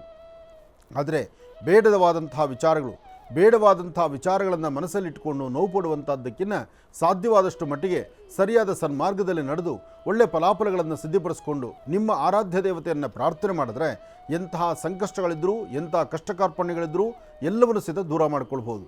ಇವತ್ತಿನ ದಿವಸ ನೀವು ನಂಬಿರ್ತಕ್ಕಂಥ ದೈವದ ಅನುಗ್ರಹ ನಿಮ್ಮ ರಾಶಿಯಲ್ಲಿ ಚೆನ್ನಾಗಿದೆ. ಹಾಗಾಗಿ ಹೆದರುವಂಥ ಅವಶ್ಯಕತೆ ಇಲ್ಲ. ಧೈರ್ಯವಾಗಿರಿ. ಬರುವಂಥ ಬೆಟ್ಟದಷ್ಟು ಕಷ್ಟ ಇದ್ದರೂ ಅದನ್ನು ಬಗೆಹರಿಸಿಕೊಂಡು ಅದರಿಂದ ತೃಪ್ತಿಕರವಾದಂಥ ಬದುಕು ಕಾಣಬೇಕಾದರೆ ಅದಕ್ಕೆ ಗ್ರಹಗಳ ಅನುಗ್ರಹ ಬೇಕು. ಅದಕ್ಕಾಗಿ ನಮ್ಮ ಸೂರ್ಯಾಯ ಚಂದ್ರಾಯ ಮಂಗಳಾಯ ಬುಧಾಯ ಚ ಗುರು ಶುಕ್ರ ಶನಿಭ್ಯಶ್ಚ ರಾಹವೇ ಕೇತುವೇ ನಮಃ ಆದಿತ್ಯಾದಿ ನವಗ್ರಹಗಳನ್ನು ಪ್ರಾರ್ಥನೆ ಮಾಡ್ತಾ ಗುರುವಿನ ಅನುಗ್ರಹವನ್ನು ಸಿದ್ಧಿಪಡಿಸ್ಕೊಳ್ಳಿ. ಒಳ್ಳೆಯದಾಗಲಿ, ಶುಭವಾಗಲಿ. ಹಾಗೆ ಮಹರ್ಷಿವಾಣಿ ಕಾರ್ಯಕ್ರಮಕ್ಕೆ ಯಾರೆಲ್ಲ ಕರೆ ಮಾಡ್ತಿದ್ದೀರಿ, ಕರೆ ಮಾಡ್ತಕ್ಕಂಥವರು ಪ್ರತಿನಿತ್ಯ ನಾವು ತಿಳಿಸ್ತಾ ಬಂದಿದ್ದೀವಿ. ಆದಷ್ಟು ಸ್ಪಷ್ಟವಾದಂಥ ರೀತಿ ಮಾತಾಡಿ, ಸಮಸ್ಯೆ ಏನೆಂಬತಕ್ಕಂಥದ್ದನ್ನು ನೇರವಾಗಿ ತಿಳಿಸಿ, ಆದಷ್ಟು ಸಿಗ್ನಲ್ ಇರೋ ಸ್ಥಳದಲ್ಲೇ ನಿಂತು ಮಾತಾಡಿ. ಹಾಗೆ ಇವತ್ತು ಯಾರು ಕರೆಗೆ ಸಿದ್ಧರಾಗಿದ್ದೀರಿ ಬನ್ನಿ ನೋಡೋಣ. ಹಲೋ. ಹಲೋ, ನಮಸ್ಕಾರ ಗುರು. ನಮಸ್ತೆ ಅಮ್ಮ, ಹೇಳಿ ತಾಯಿ. ಎಲ್ಲಿಂದ ಕರೆ ಮಾಡ್ತಿದ್ದೀರಿ? ಗದಗದಿಂದ ಮಾತಾಡ್ತಿದ್ದೀನಿ ಗುರುಜಿ. ನಾನು ಹೇಳಮ್ಮ. ಗುರುಜಿ, ನಮ್ದು ಮನೆಯಲ್ಲಿ ಸ್ವಲ್ಪ ಬರೇ ಪ್ರಾಬ್ಲಮ್ ರೀ. ಮನ್ಯಾಗ ಜಗಳ ಅದು, ಮನೇಲಿ ಏನಾರಾದ್ರೂ ದೋಷ ಐತೆ ಅಂತ ಕೇಳ್ಬೇಕಾಗಿತ್ತು. ಆಮೇಲೆ ನಾನು ಒಂದು ಕಂಪ್ನಿಯಲ್ಲಿ ದುಡ್ಡು ತುಂಬಿದ್ದೆ ಗುರುಜಿ, ಪ್ರೈವೇಟ್ ಕಂಪ್ನಿಯಲ್ಲಿ. ಜನರೆಲ್ಲ ದುಡ್ಡು ತುಂಬಿದ್ದೆ. ಅವ್ರು ಇವತ್ತ ನಾಳೆ ಅಂತ ಕೊಡ್ತಾನ ಇಲ್ಲ, ದುಡ್ಡು ಬರ್ತಾ ಇಲ್ಲ ಅಂತ ಅದ್ರ ಬಗ್ಗೆ ಕೇಳ್ಬೇಕಾಗಿತ್ತು. ಪ್ರೈವೇಟ್ ಕಂಪನಿಗಳಿಗೆಲ್ಲ ಯಾಕಮ್ಮ ದುಡ್ಡು ಕಟ್ತೀರಿ? ಪ್ರೈವೇಟ್ ಕಂಪನಿಗಳಲ್ಲಿ ಏನು ಆಧಾರ ಇರುತ್ತೆ? ತಪ್ಪು ಮಾಡಿಬಿಟ್ಟಿವ್ರಿ. ಅವಾಗೆಲ್ಲ ಹೇಳಿದ್ರೆ ಕೇಳಿಲ್ಲ ನಾವು. ಅದು ತುಂಬಿಟ್ಟಿವ್ರಿ, ಜನರದೆಲ್ಲ ತುಂಬಿದ್ದೆ ಗುರುಜಿ. ನಾನೆಲ್ಲ ಕೈಲಿ ಕೊಟ್ಟಿದ್ದೀನಿ ಅವ್ರಿಗೆ ದುಡ್ಡು. ಅದು ಅವ್ರು ಇವತ್ತ ನಾಳೆ ಅಂತಾನೆ ಕೊಡ್ತಾನ ಇಲ್ಲ ನಮಗೆ. ಆದಷ್ಟು ನ್ಯಾಯಬದ್ಧವಾಗಿ ಏನೋ ಬಂದದ್ದೆಷ್ಟೋ ಬರಲಿ, ಆದಷ್ಟು ಬೇಗ ನಿಮ್ಮ ಹಣ ಬರುವಂಥದ್ದಾಗಲಿ. ಅದಕ್ಕೆ ಅಂತ ನಿಮ್ಮ ಕುಲದೇವರನ್ನ ಪ್ರಾರ್ಥನೆ ಮಾಡಿ ಹತ್ತಿರದಲ್ಲಿ ಎಲ್ಲಾದರೂ ಒಂದು ಬನ್ನಿ ವೃಕ್ಷದ ಹತ್ರ ಹೋಗಿ ಯಾರು ಇದಕ್ಕೆ ಮುಂದಾಗಿದ್ದರೋ ಅವ್ರ ಹೆಸರನ್ನ ಅಲ್ಲೊಂದು 3 ಸತಿ ಹೇಳಿ, ನಮಗೆ ಇಂಥವ್ರಿಂದ ಹಿಂಗೆ ಹಣ ಆಚೆಗೆ ಹೋಗಿದೆ, ನಮ್ಮ ಹಣ ನಮಗೆ ಬರಲಿ, ನಾವು ಕಷ್ಟಪಟ್ಟಿರ್ತಕ್ಕಂಥ ಮೌಲ್ಯ ನಮ್ಗೆ ಸಿಗಲಿ ಅಂತ ಆ ಬನ್ನಿ ವೃಕ್ಷದ ಹತ್ರ ಒಂದು ದೀಪ ಹಚ್ಚಿ ನಮಸ್ಕಾರ ಮಾಡಮ್ಮ. ಆದಷ್ಟು ಬೇಗ ನಿನ್ನ ಸಮಸ್ಯೆ ಕ್ಲಿಯರ್ ಆಗಲಿ. ಯಾಕೆಂದರೆ ಮೂರ್ಖ ಸರ್ಕಾಸ ಕೂಡಿಟ್ಟು ದೋಷ ಇದೆಯಾ ಅಂತ ಕೇಳ್ತು. ಆಮೇಲೆ ನಮ್ಮ ಮನೆ ಬರೀ ಜಗಳ ಗುರುಜಿ ನಮಗೆ ಕುಟುಂಬದಲ್ಲಿ. ನೋಡಮ್ಮ, ಕೆಲವಷ್ಟು ವಿಚಾರಗಳು ಬೇಡವಾದ ವಿಚಾರಗಳಿಗೆ ನಾವು ಎಂಟ್ರಿ ಆದರೆ ಇಡೀ ಮನೆ ಮನೆತನ ಅಂತಕ್ಕಂಥದ್ದು ಹಾಳಾಗ್ಬಿಡುತ್ತಮ್ಮ. ನಾನು ಬೆಳಗ್ಗೆ ಇವತ್ತೊಂದು ಬೆಳಗಿನ ಕಾರ್ಯಕ್ರಮದಲ್ಲಿ ಹೇಳಿದ್ನಲ್ಲ, ಮನೆಯಲ್ಲಿ ಅನ್ಯೋನ್ಯತೆ ಬೇಕು, ನಗುಮುಖ ಬೇಕು. ಮನೆಯಲ್ಲಿ ನಾವು ಸಂತೋಷವಾಗಿಲ್ಲ ಅಂದರೆ ನಾವು ಏನೂ ಸಾಧನೆ ಮಾಡಲಿಕ್ಕೆ ಆಗಲ್ಲಮ್ಮ. ನಮ್ಮ ಮನೆ, ನಾವು ಜಾಸ್ತಿ ಇರೋದು ಮನೆಯಲ್ಲೇ, ಹೊರಗಡೆ ನಮ್ಮ ಸಮಯ ಕಳೆದು ಸ್ವಲ್ಪನೇ. ಆದರೆ ಇರುವ ಕಾಲ ಮನೆಯಲ್ಲಿ ನೆಮ್ಮದಿ ಇಲ್ಲ, ಸುಖ ಸಂತೋಷ ಇಲ್ಲ, ಒಬ್ಬರ ಮುಖ ಒಬ್ಬರು ನೋಡ್ರೆ ಆಗದಿರ ಇರ್ತಕ್ಕಂಥದ್ದು, ಯಾರೂ ಸ್ಮೈಲಿಂಗ್ ಇಲ್ಲದೆ ನಗುತ್ತಾ ಇಲ್ಲದೆ ಅಂದರೆ ಆಗ ಮನೆ ನರಕ ಆಗುತ್ತಮ್ಮ. ಹಾಗೆ ಇದು ಮನೆ ಕೆಟ್ಟದ್ದು ಅಂತಲ್ಲ, ಮನೆಗೆ ದೋಷ ಅಂತಲ್ಲ, ನಮ್ಮಗಳ ಮನಸ್ಸನ್ನು ಬದಲಾಯಿಸ್ಕೋಬೇಕು ನಾವು. ನಮ್ಮ ಮನಸ್ಸನ್ನು ಬದಲಾಯಿಸ್ಕೊಂಡ್ರೆ ತುಂಬ ಅರ್ಥಪೂರ್ಣವಾದ ಬದುಕಿರುತ್ತಮ್ಮ. ಆದಷ್ಟು ಕುಟುಂಬ ಯಾವತ್ತೂ ಮನೆ ಚೆನ್ನಾಗಿದೆ ಇಲ್ಲ, ಅಥವಾ ಮನೆ ನಮ್ಗೆ ಹೊಂದುತ್ತೋ ಇಲ್ವೋ, ಅಥವಾ ಮನೇಲಿ ಏನಾದ್ರು ವಾಸ್ತುದೋಷ ಇದೆಯೋ ಅನ್ನೋದಕ್ಕಿಂತ ಅದರ ಮೊದಲು ಒಂದು ಅರ್ಧ ಗಂಟೆ ನಾವು ಮನೆಗಿರೋ ಎಲ್ಲರೂ ಕೂತ್ಕೊಂಡು ಯಾಕೆ ಸಮಸ್ಯೆ ಬರ್ತಾ ಇದೆ ಅನ್ನೋದು ಚಿಂತನೆ ಮಾಡಿದ್ರೆ ಸಾಲ್ವ್ ಆಗಿಬಿಡುತ್ತೆ. ಒಳ್ಳೆಯದಾಗಲಿ ತಾಯಿ. ಪ್ರತಿನಿತ್ಯದ ಕಾಯಕದಲ್ಲಿ ರಾಶಿಫಲಗಳು ಎಂಬತಕ್ಕಂಥದ್ದು ಬಹಳ ಪ್ರಧಾನ ಪಾತ್ರವನ್ನು ವಹಿಸುತ್ತೆ. ಪ್ರತಿದಿನ ಮಹರ್ಷಿವಾಣಿ ಕಾರ್ಯಕ್ರಮದಲ್ಲಿ ಹಲವಾರು ವಿಚಾರಗಳು ಬರುತ್ತೆ. ಒಂದು ಕುಟುಂಬ, ಒಂದು ನೆಮ್ಮದಿಯುತವಾದಂಥ ಜೀವನ, ವಿದ್ಯಾರ್ಥಿಗಳ ಬದುಕು, ಅಥವಾ ಒಂದು ದಾಂಪತ್ಯದ ಒಂದಷ್ಟು ನೆಮ್ಮದಿಯ ಕಾಲಕ್ಕೆ, ಅಥವಾ ನಾವು ವ್ಯವಹಾರಗಳನ್ನು ಅಥವಾ ವೃತ್ತಿ ಧರ್ಮದ ಅಭಿವೃದ್ಧಿಯನ್ನು ಹೇಗೆಲ್ಲ ನಡೆಸ್ಕೊಂಡು ಹೋಗಬೇಕು ಅನ್ನತಕ್ಕಂಥದ್ದರ ಚಿಂತನೆಗಳ ಹಲವಾರು ವಿಚಾರಗಳನ್ನು ಹೊತ್ತು ತರುವ ಕಾರ್ಯಕ್ರಮ ಈ ಮಹರ್ಷಿವಾಣಿ ಕಾರ್ಯಕ್ರಮ. ಅಂತಹದ್ರಲ್ಲಿ ಇವತ್ತಿನ ದಿವಸ ಒಂದು ವಿಚಾರವನ್ನು ನಾನು ಬೆಳಗ್ಗೆ ನಿಮಗೆ ಮಂಡಿಸಿದೆ. ಅಂದರೆ ಒಂದು ಕುಟುಂಬ, ಆ ಕುಟುಂಬದಲ್ಲಿರಬೇಕಾದಂಥ ಅನ್ಯೋನ್ಯತೆ. ಭಗವಂತ ಎಲ್ಲ ಸಿರಿ ಸಂಪತ್ತನ್ನು ಕೊಡ್ಬೋದು, ಎಲ್ಲ ಸಿರಿ ಸಂಪತ್ತು ಭೋಗ ಭಾಗ್ಯಗಳನ್ನು ಕೊಟ್ಟು ಮನೇಲಿರ್ತಕ್ಕಂಥ 4 ಜನ 4 ದಿಕ್ಕಾಗೋಗ್ಬಿಟ್ರೆ ಆ ಸುಖ ಸಂತೋಷ, ಆ ಭೋಗಭಾಗ್ಯಗಳು, ಅಷ್ಟೈಶ್ವರ್ಯಗಳು ಏನಕ್ಕೋಸ್ಕರ? ಒಬ್ಬ ಸಾಮಾನ್ಯ ಬಡವ ಅಥವಾ ಒಂದು ಬಡ ಕುಟುಂಬ, ಆ ಬಡ ಕುಟುಂಬ ಆ ಹೊತ್ತಿಗೆ ಎಷ್ಟು ಬೇಕೋ ಅಷ್ಟು ಗಂಜಿನೋ ಅಂಬ್ಲಿನೋ ಮಾಡ್ಕೊಬಂದು ಅದನ್ನು ಇಟ್ಕೊಂಡು 4 ಜನ ಒಟ್ಟಿಗೆ ಕೂತು ಊಟ ಮಾಡೋದಾದರೆ ಆ ಕುಟುಂಬಕ್ಕಿರ್ತಕ್ಕಂಥ ನೆಮ್ಮದಿಗೂ, ಸಾಕಷ್ಟು ಸಿರಿ ಸಂಪತ್ತಿರ್ತಕ್ಕಂಥ ಅಷ್ಟೈಶ್ವರ್ಯಗಳಿರ್ತಕ್ಕಂಥ ಕುಟುಂಬಕ್ಕಿರುವ ನೆಮ್ಮದಿಗೂ ನೀವು ನೋಡಿ ಅಜಗಜಾಂತರ ವ್ಯತ್ಯಾಸ ಇರುತ್ತೆ.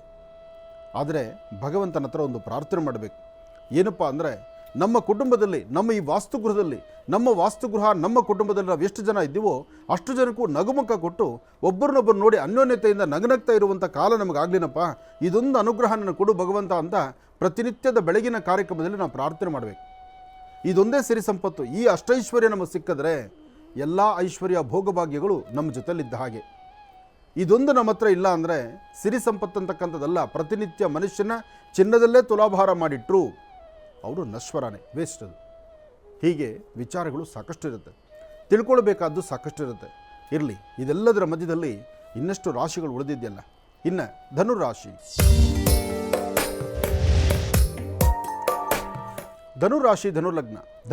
ಧನುರ್ಲಗ್ನದಲ್ಲಿರ್ತಕ್ಕಂಥವ್ರಿಗೆ ಬುಧ ಮತ್ತು ಚಂದ್ರ ಇರ್ತಕ್ಕಂಥ ಆಸ್ಥಾನ, ಗುರು ಮತ್ತು ಶುಕ್ರ ಇರ್ತಕ್ಕಂಥ ಆಸ್ಥಾನ.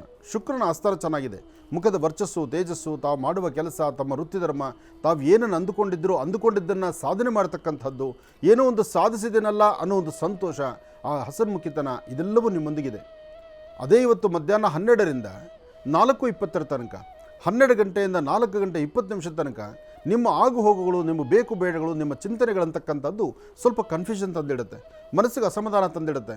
ಎಲ್ಲವೂ ನನ್ನ ಸರಹದ್ದಲ್ಲಿರ್ತಕ್ಕಂಥವ್ರೆ, ಎಲ್ಲ ನನ್ನ ಅಣ್ಣ ತಮ್ಮಂದರಾಗಿರ್ತಕ್ಕಂಥವ್ರು ಅಥವಾ ನನ್ನ ಬಂಧು ಬಾಂಧವರಾಗಿರ್ತಕ್ಕಂಥವ್ರು, ಇವರುಗಳ ಮಧ್ಯದಲ್ಲಿ ಒಂದಿಷ್ಟು ಸರಸವೋ ವಿರಸವೋ ಯಾವುದೋ ಒಂದು ರೀತಿ ಮನಸ್ಸಿಗೊಂದಿಷ್ಟು ನೋವುಂಟಾಗುವುದೋ ಇದೆಲ್ಲವೂ ಎದುರಾಗುತ್ತೆ. ಆದರೆ ಇದೇ ಸಮಯದಲ್ಲಿ ನೀವು ಎಚ್ಚೆತ್ತುಕೊಳ್ಬೇಕಾದಂತಹ ವಿಚಾರ ಹೇಳೋದಾದರೆ, ಇವತ್ತು ಪೂರ್ವಾಭಿಮುಖವಾಗಿ 1 ಚಿಟಿಗೆಯಷ್ಟು ಅಕ್ಕಿ, 1 ಚಿಟಿಗೆಯಷ್ಟು ತೊಗರಿಬೇಳೆ, ಅಕ್ಕಿ ಮತ್ತು ತೊಗರಿಬೇಳೆಯನ್ನು ಪೂರ್ವಾಭಿಮುಖವಾಗಿ ದೃಷ್ಟಿ ತೆಗೆದು ಅದನ್ನು ಸ್ವಲ್ಪ ನೀರಲ್ಲಿ ಹಾಕಿ ಅದನ್ನು ಹಸಿರು ಗಿಡದ ಮೇಲೆ ಹಾಕೋದ್ರಿಂದ ಈ ಸಮಯದಲ್ಲಿ ಬರ್ತಕ್ಕಂಥ ದೋಷಗಳನ್ನು ಖಂಡಿತ ನೀವು ದೂರ ಮಾಡ್ಕೊಳ್ಬೋದು. ಇದೆಲ್ಲದರ ಜೊತೆಗೆ ಇವತ್ತು ಧನುರಾಶಿಯವರಿಗೆ ಅರ್ಧ ತಲೆನೋವು ಅಥವಾ ಕಣ್ಗಳು ಉರಿ ಬರ್ತಕ್ಕಂಥದ್ದು ಅಥವಾ ನಿಮ್ಮ ಪಾದಗಳು ನೋವು ಬರ್ತಕ್ಕಂಥದ್ದು, 10 ಹೆಜ್ಜೆ ನಡಿಲಿಕ್ಕಾಗದಿರ ಆಯಾಸ ಆಗುವಂಥದ್ದು, ಇದು ಆರೋಗ್ಯದಲ್ಲಿ ಕಂಡು ಬರ್ತಕ್ಕಂಥ ಸಮಸ್ಯೆ. ಇನ್ನು ಆತ್ಮೀಯರು ಅಂತ ಹೇಳಿದ್ನಲ್ಲ, ಯಾರು ನಿಮ್ಮ ಸ್ನೇಹಿತರು ಅಂತಿದ್ದಾರಲ್ಲ, ಅಂತಹವರ ಮಧ್ಯದಲ್ಲಿ ಬೇಡವಾದ ವಿಚಾರಗಳನ್ನು ತೆಗೆದುಕೊಂಡು ಮನಸ್ತಾಪಗಳುಂಟಾಗ್ತಕ್ಕಂಥದ್ದು, ಅದಾದ ನಂತರ ಹಿಂದಲೇ ಸ್ನೇಹ ಗಟ್ಟಿಯಾಗುತ್ತೆ. ಆದರೆ ಆ ಬರುವ ಮನಸ್ತಾಪ, ಆ ಕ್ಷಣ ನಿಮ್ಮ ಮನಸ್ಸು ಬಹಳಷ್ಟು ನೋವುಂಟಾಗುತ್ತೆ. ಇದಕ್ಕಾಗಿ ನಿಮ್ಮ ಚಿಂತನೆ ಬೇಕಾಗಿದೆ, ಮನೆ ದೇವರ ಪ್ರಾರ್ಥನೆ ಬೇಕಾಗಿದೆ, ಗುರು ಹಿರಿಯರ ಆಶೀರ್ವಾದ ಬೇಕಾಗಿದೆ. ಒಳ್ಳೆಯದಾಗಲಿ, ಶುಭವಾಗಲಿ. ಇನ್ನು ಮಕರ ರಾಶಿ. ಮಕರ ರಾಶಿ ಮಕರ ಲಗ್ನದಲ್ಲಿರ್ತಕ್ಕಂಥ ಅವರ ಮನಸ್ಸಿನ ಸ್ಥಿತಿ ತುಂಬ ಚಂಚಲತೆ ಇದೆ. ಯಾವಾಗ ಯಾವ ಕ್ಷಣ ಏನು ತೀರ್ಮಾನ ತಗೊಳ್ಳೋದು, ಯಾವ ತೀರ್ಮಾನದಿಂದ ಯಾರಿಗೆ ನೋವಾಗುತ್ತೆ, ಅಥವಾ ನಾನು ಹೇಗೆ ಬದುಕಬೇಕು, ನನ್ನ ಬದುಕಿನ ಸುಂದರವಾದ ಕ್ಷಣಗಳನ್ನು ನಾನು ಹೇಗೆ ಹಾಳು ಮಾಡ್ಕೊಳ್ತಾ ಇದ್ದೀನಿ, ಇದು ಯಾವುದರ ಅರಿವು ನನಗಿಲ್ಲ. ಅಂದರೆ ಮಕರ ರಾಶಿಯವರಿಗೆ ಪ್ರಸ್ತುತ ಇರತಕ್ಕಂಥದ್ದು ಶನಿಯಿಂದ ಬಿಡುಗಡೆ ಆಯಿತು, ಆದರೆ ರಾಹು ಬಂದು ಸೇರಾಯಿತು. ಶನಿಯಿಂದ ಬಿಡುಗಡೆ ಆಗಿ ರಾಹು ಜೊತೆಲಿರೋದ್ರಿಂದ ಮಾಡಿಸುವಂಥ ಪ್ರತಿಯೊಂದು ಕಾಯಕವೂ ಅದು ಕರ್ಮಫಲವಾಗ್ತಾ ಇದೆ. ಯಾವುದು ಯಾರನ್ನು ನಂಬಲಿಕ್ಕಾಗದಿರತಕ್ಕಂಥ ಪರಿಸ್ಥಿತಿ ಇದೆ. ಯಾವ ಕ್ಷಣಕ್ಕೆ ಏನು ಮನಸ್ಥಿತಿ ಬದಲಾಗುತ್ತೋ ಅದು ಅರಿವಿಲ್ಲದಂಥ ರೀತಿ ಆಗ್ತಾ ಇದೆ. ಆರೋಗ್ಯದಲ್ಲಿ ವ್ಯತ್ಯಾಸ, ಮಾನಸಿಕವಾದಂತಹ ಒತ್ತಡ ಮತ್ತು ನಮ್ಮ ದೂರಭಾರ ಪ್ರಯಾಣ, ಎಲ್ಲದಕ್ಕಿಂತ ಮುಖ್ಯವಾಗಿ ನಾವು ನೆಲೆ ನಿಂತಹ ಸ್ಥಳ, ನಮ್ಮ ಸುಂದರವಾದ ಪರಿಸರ ಎಲ್ಲವೂ ಕಲುಷಿತ ಅನ್ನಿಸ್ತಾ ಇದೆ. ಇಂತಹ ಪರಿಸ್ಥಿತಿನಲ್ಲಿ ಆದಿತ್ಯಾದಿ ನವಗ್ರಹ ಪ್ರಾರ್ಥನೆ, ರಾಹು ಜಪ, ಜೊತೆಗೆ ವಿಶೇಷವಾಗಿ ಗುರುವಿನ ಅನುಗ್ರಹ ಬೇಕು. ಗುರುವಿನ ಅನುಗ್ರಹ, ರಾಹುವಿನ ಜಪ ಆಗಲಿ ಅಥವಾ ದೇವಿಯ ಆರಾಧನೆ ಆಗಲಿ, ದೇವಿಯ ಆರಾಧನೆ ಒಂದೇ ಇವತ್ತು ನಿಮ್ಮನ್ನು ಕಾಪಾಡ್ತಕ್ಕಂಥದ್ದು. ಸರ್ವಮಂಗಳ ಮಾಂಗಲ್ಯೇ ಶಿವೇ ಸರ್ವಾರ್ಥ ಸಾಧಿಕೆ ಶರಣ್ಯೇ ತ್ರಂಬಕೆ ಗೌರಿ ನಾರಾಯಣಿ ನಮೋಸ್ತುತೆ. ಯಾರು ದೇವಿಯನ್ನು ವಿಶೇಷವಾದಂಥ ರೀತಿ ಆರಾಧನೆ ಮಾಡ್ತಾರೋ, ದೈವ ಸಾನ್ನಿಧ್ಯದಲ್ಲಿ ದೇವರ ಮುಂದೆ ಕೂತು ಅಮ್ಮ ಅಂತ ಹೇಳ್ತಾರೋ, ಆ ತಾಯಿನ ಭಕ್ತಿಯಿಂದ ಪ್ರಾರ್ಥನೆ ಮಾಡ್ತಾರೋ ಅವ್ರಿಗಷ್ಟೇ ಅನುಕೂಲ ಆಗುತ್ತೆ. ಇವತ್ತು ಮಕರ ರಾಶಿಯವರು ಆರೋಗ್ಯದಲ್ಲಿ ವ್ಯತ್ಯಾಸ, ಮಾನಸಿಕ ಒತ್ತಡ, ಏಕಾಂಗಿ ಬದುಕು ಇರ್ತಕ್ಕಂಥದ್ದನ್ನು ಕಳ್ಕೊಳ್ತಕ್ಕಂಥದ್ದು, ಸಾಮ್ರಾಜ್ಯವನ್ನು ಬಿಟ್ಟು ನಡೀತಕ್ಕಂಥದ್ದು, ಎಲ್ಲದಕ್ಕಿಂತ ಮುಖ್ಯವಾಗಿ ಮೂರ್ಖವಾಗಿ ನೀವು ನಡೆಸ್ತಕ್ಕಂಥದ್ದು, ಅಂದರೆ ಯಾವುದನ್ನೂ ನಂಬದಿರತಕ್ಕಂಥ ಪರಿಸ್ಥಿತಿಗೆ ಎದುರಾಗುವಂಥದ್ದು. ಇಂತಹ ಪರಿಸ್ಥಿತಿ ನಿಮ್ಮ ಗ್ರಹಸ್ಥಿತಿಗಳಿಂದ ಆದಷ್ಟು ಜಪ ತಪ ಅನುಷ್ಠಾನ, ದೇವಿಯ ಪ್ರಾರ್ಥನೆಯಿಂದ ಮಾತ್ರ ಒಂದಿಷ್ಟು ಒಳಿತನ್ನು ಸಿದ್ಧಿಪಡಿಸ್ಕೊಳ್ಬಹುದು. ಒಳ್ಳೆಯದಾಗಲಿ, ಶುಭವಾಗಲಿ. ಇನ್ನು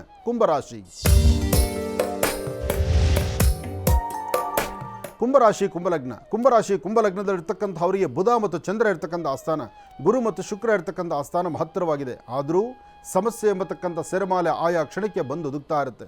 ಕಾರಣ ಪ್ರಸ್ತುತ ಇರ್ತಕ್ಕಂಥ ಶನಿ ಈಗಾಗಲೇ 7 ವರ್ಷ ಶನಿಯಲ್ಲಿ 5 ಕಳ್ಕೊಂಡು 2 ವರ್ಷದಲ್ಲಿ ನಡೀತಾ ಇದ್ದೀರಿ. ಆದರೂ ಈ ಕಾಲ ಬಹಳ ಕಷ್ಟ ಕಾಲ. ಈ ಸಮಯದಲ್ಲಿ ನೀವೆಷ್ಟು ಬುದ್ಧಿವಂತರಾಗಿದ್ದು, ಎಷ್ಟು ಜಪ ತಪ ಅನುಷ್ಠಾನವನ್ನು ಮಾಡಿ ಸಾಧ್ಯವಾದಷ್ಟು ಪ್ರತಿಯೊಂದು ವಿಚಾರಗಳಿಗೂ ಒಂದು ಕಡಿವಾಣ ಹಾಕ್ಕೊಂಡು, ಒಂದು ಬಾರ್ಡರ್ ಲೈನ್ ಹಾಕ್ಕೊಂಡು ಅದರೊಳಗೆ ನೆಮ್ಮದಿ ಸುಖ ಸಂತೋಷವನ್ನು ಕಾಣಬೇಕು. ಪರರ ಆಸ್ತಿಗಾಗಲಿ, ಪರರ ಬಗ್ಗೆ ಚಿಂತನೆ ಆಗಲಿ, ಅಥವಾ ಇನ್ನೊಬ್ಬರ ಬಗ್ಗೆ ದೂಷಣೆ ಮಾಡ್ತಕ್ಕಂಥದ್ದು, ನಮ್ಮ ಊಟ ತಿನ್ನುವ ತಟ್ಟೆಯಲ್ಲಿ 180 ಥರ ಸಮಸ್ಯೆ ಇದ್ದಾಗ ಮತ್ತು ಪಕ್ಕದಲ್ಲಿರ್ತಕ್ಕಂಥವರ ತಟ್ಟೆಯನ್ನು ಬಗ್ಗೆ ನೋಡುವಂಥದ್ದು ನಾವು ಮಾಡಬಾರ್ದು. ಕುಂಭರಾಶಿಯಲ್ಲಿರ್ತಕ್ಕಂಥವರು ಸಾಧ್ಯವಾದಷ್ಟು ಶಾಂತಿ ಸಮಾಧಾನವಾಗಿರಿ, ದೇವಿಯ ಉಪಾಸನೆ ಮಾಡಿ. ಈ ಸಮಯದಲ್ಲಿ ಪುಣ್ಯಕ್ಷೇತ್ರಗಳು, ತೀರ್ಥಕ್ಷೇತ್ರಗಳಲ್ಲಿ ದರ್ಶನ ಮಾಡಿ. ಸಾಧ್ಯವಾದರೆ ಹರಿಯುವ ನೀರು, ಸಮುದ್ರ, ನದಿ ಇಂತಹ ಪುಣ್ಯಕ್ಷೇತ್ರ ತೀರ್ಥ ಸ್ನಾನವನ್ನು ಮಾಡಿ ಇರ್ತಕ್ಕಂಥ ಪಾಪಕರ್ಮಗಳನ್ನು ಕಳ್ಕೊಳ್ಳಿ. ಕುಂಭಲಗ್ನದಲ್ಲಿರ್ತಕ್ಕಂಥವರು ವಯಸ್ಸಾಗಿರ್ತಕ್ಕಂಥ ಹಿರಿಯರ ಸೇವೆ ಮಾಡಬೇಕು, ತಂದೆ ತಾಯಿಯ ಮಾರ್ಗದರ್ಶನ ತಗೊಳ್ಬೇಕು, ಹಿರಿಯರ ಆಶೀರ್ವಾದ ಪಡಿಬೇಕು. ಸಾಧ್ಯವಾದಷ್ಟು ದಾನ ಧರ್ಮ ಮಾಡುವಂಥ ಚಿಂತನೆ ನಿಮ್ಮದಾಗಿರಬೇಕು. ನೀವು ತಿನ್ನುವಂಥ ಒಂದು ತುತ್ತು ಅನ್ನದಲ್ಲಿ ಒಂದಿಷ್ಟು ಭಾಗವನ್ನು ಪಶುಪಕ್ಷಿ ಪ್ರಾಣಿಗಳಿಗೆ, ಕ್ರಿಮಿಕೀಟಗಳಿಗೆ ಆಹಾರವನ್ನು ಕೊಡಿ. ಆಗ ನಿಮ್ಮಲ್ಲಿ ಸ್ವಲ್ಪ ಮಟ್ಟಿಗೆ ಬದಲಾವಣೆ ಆಗುತ್ತೆ. ಜೊತೆಗೆ ದೇವಿಯ ಗುರುವಿನ ಅನುಗ್ರಹವನ್ನು ಪಡೆಯುವಂಥ ಕಾಲ ಸಹಿತ ಸನ್ನಿಹಿತವಾಗ್ತಾ ಇದೆ. ಎಚ್ಚರಿಕೆಯಿಂದ ನಡೆದರೆ ಅದರ ಲಾಭವನ್ನು ಪಡಿತೀರಿ. ಒಳ್ಳೆಯದಾಗಲಿ, ಶುಭವಾಗಲಿ. ಇನ್ನು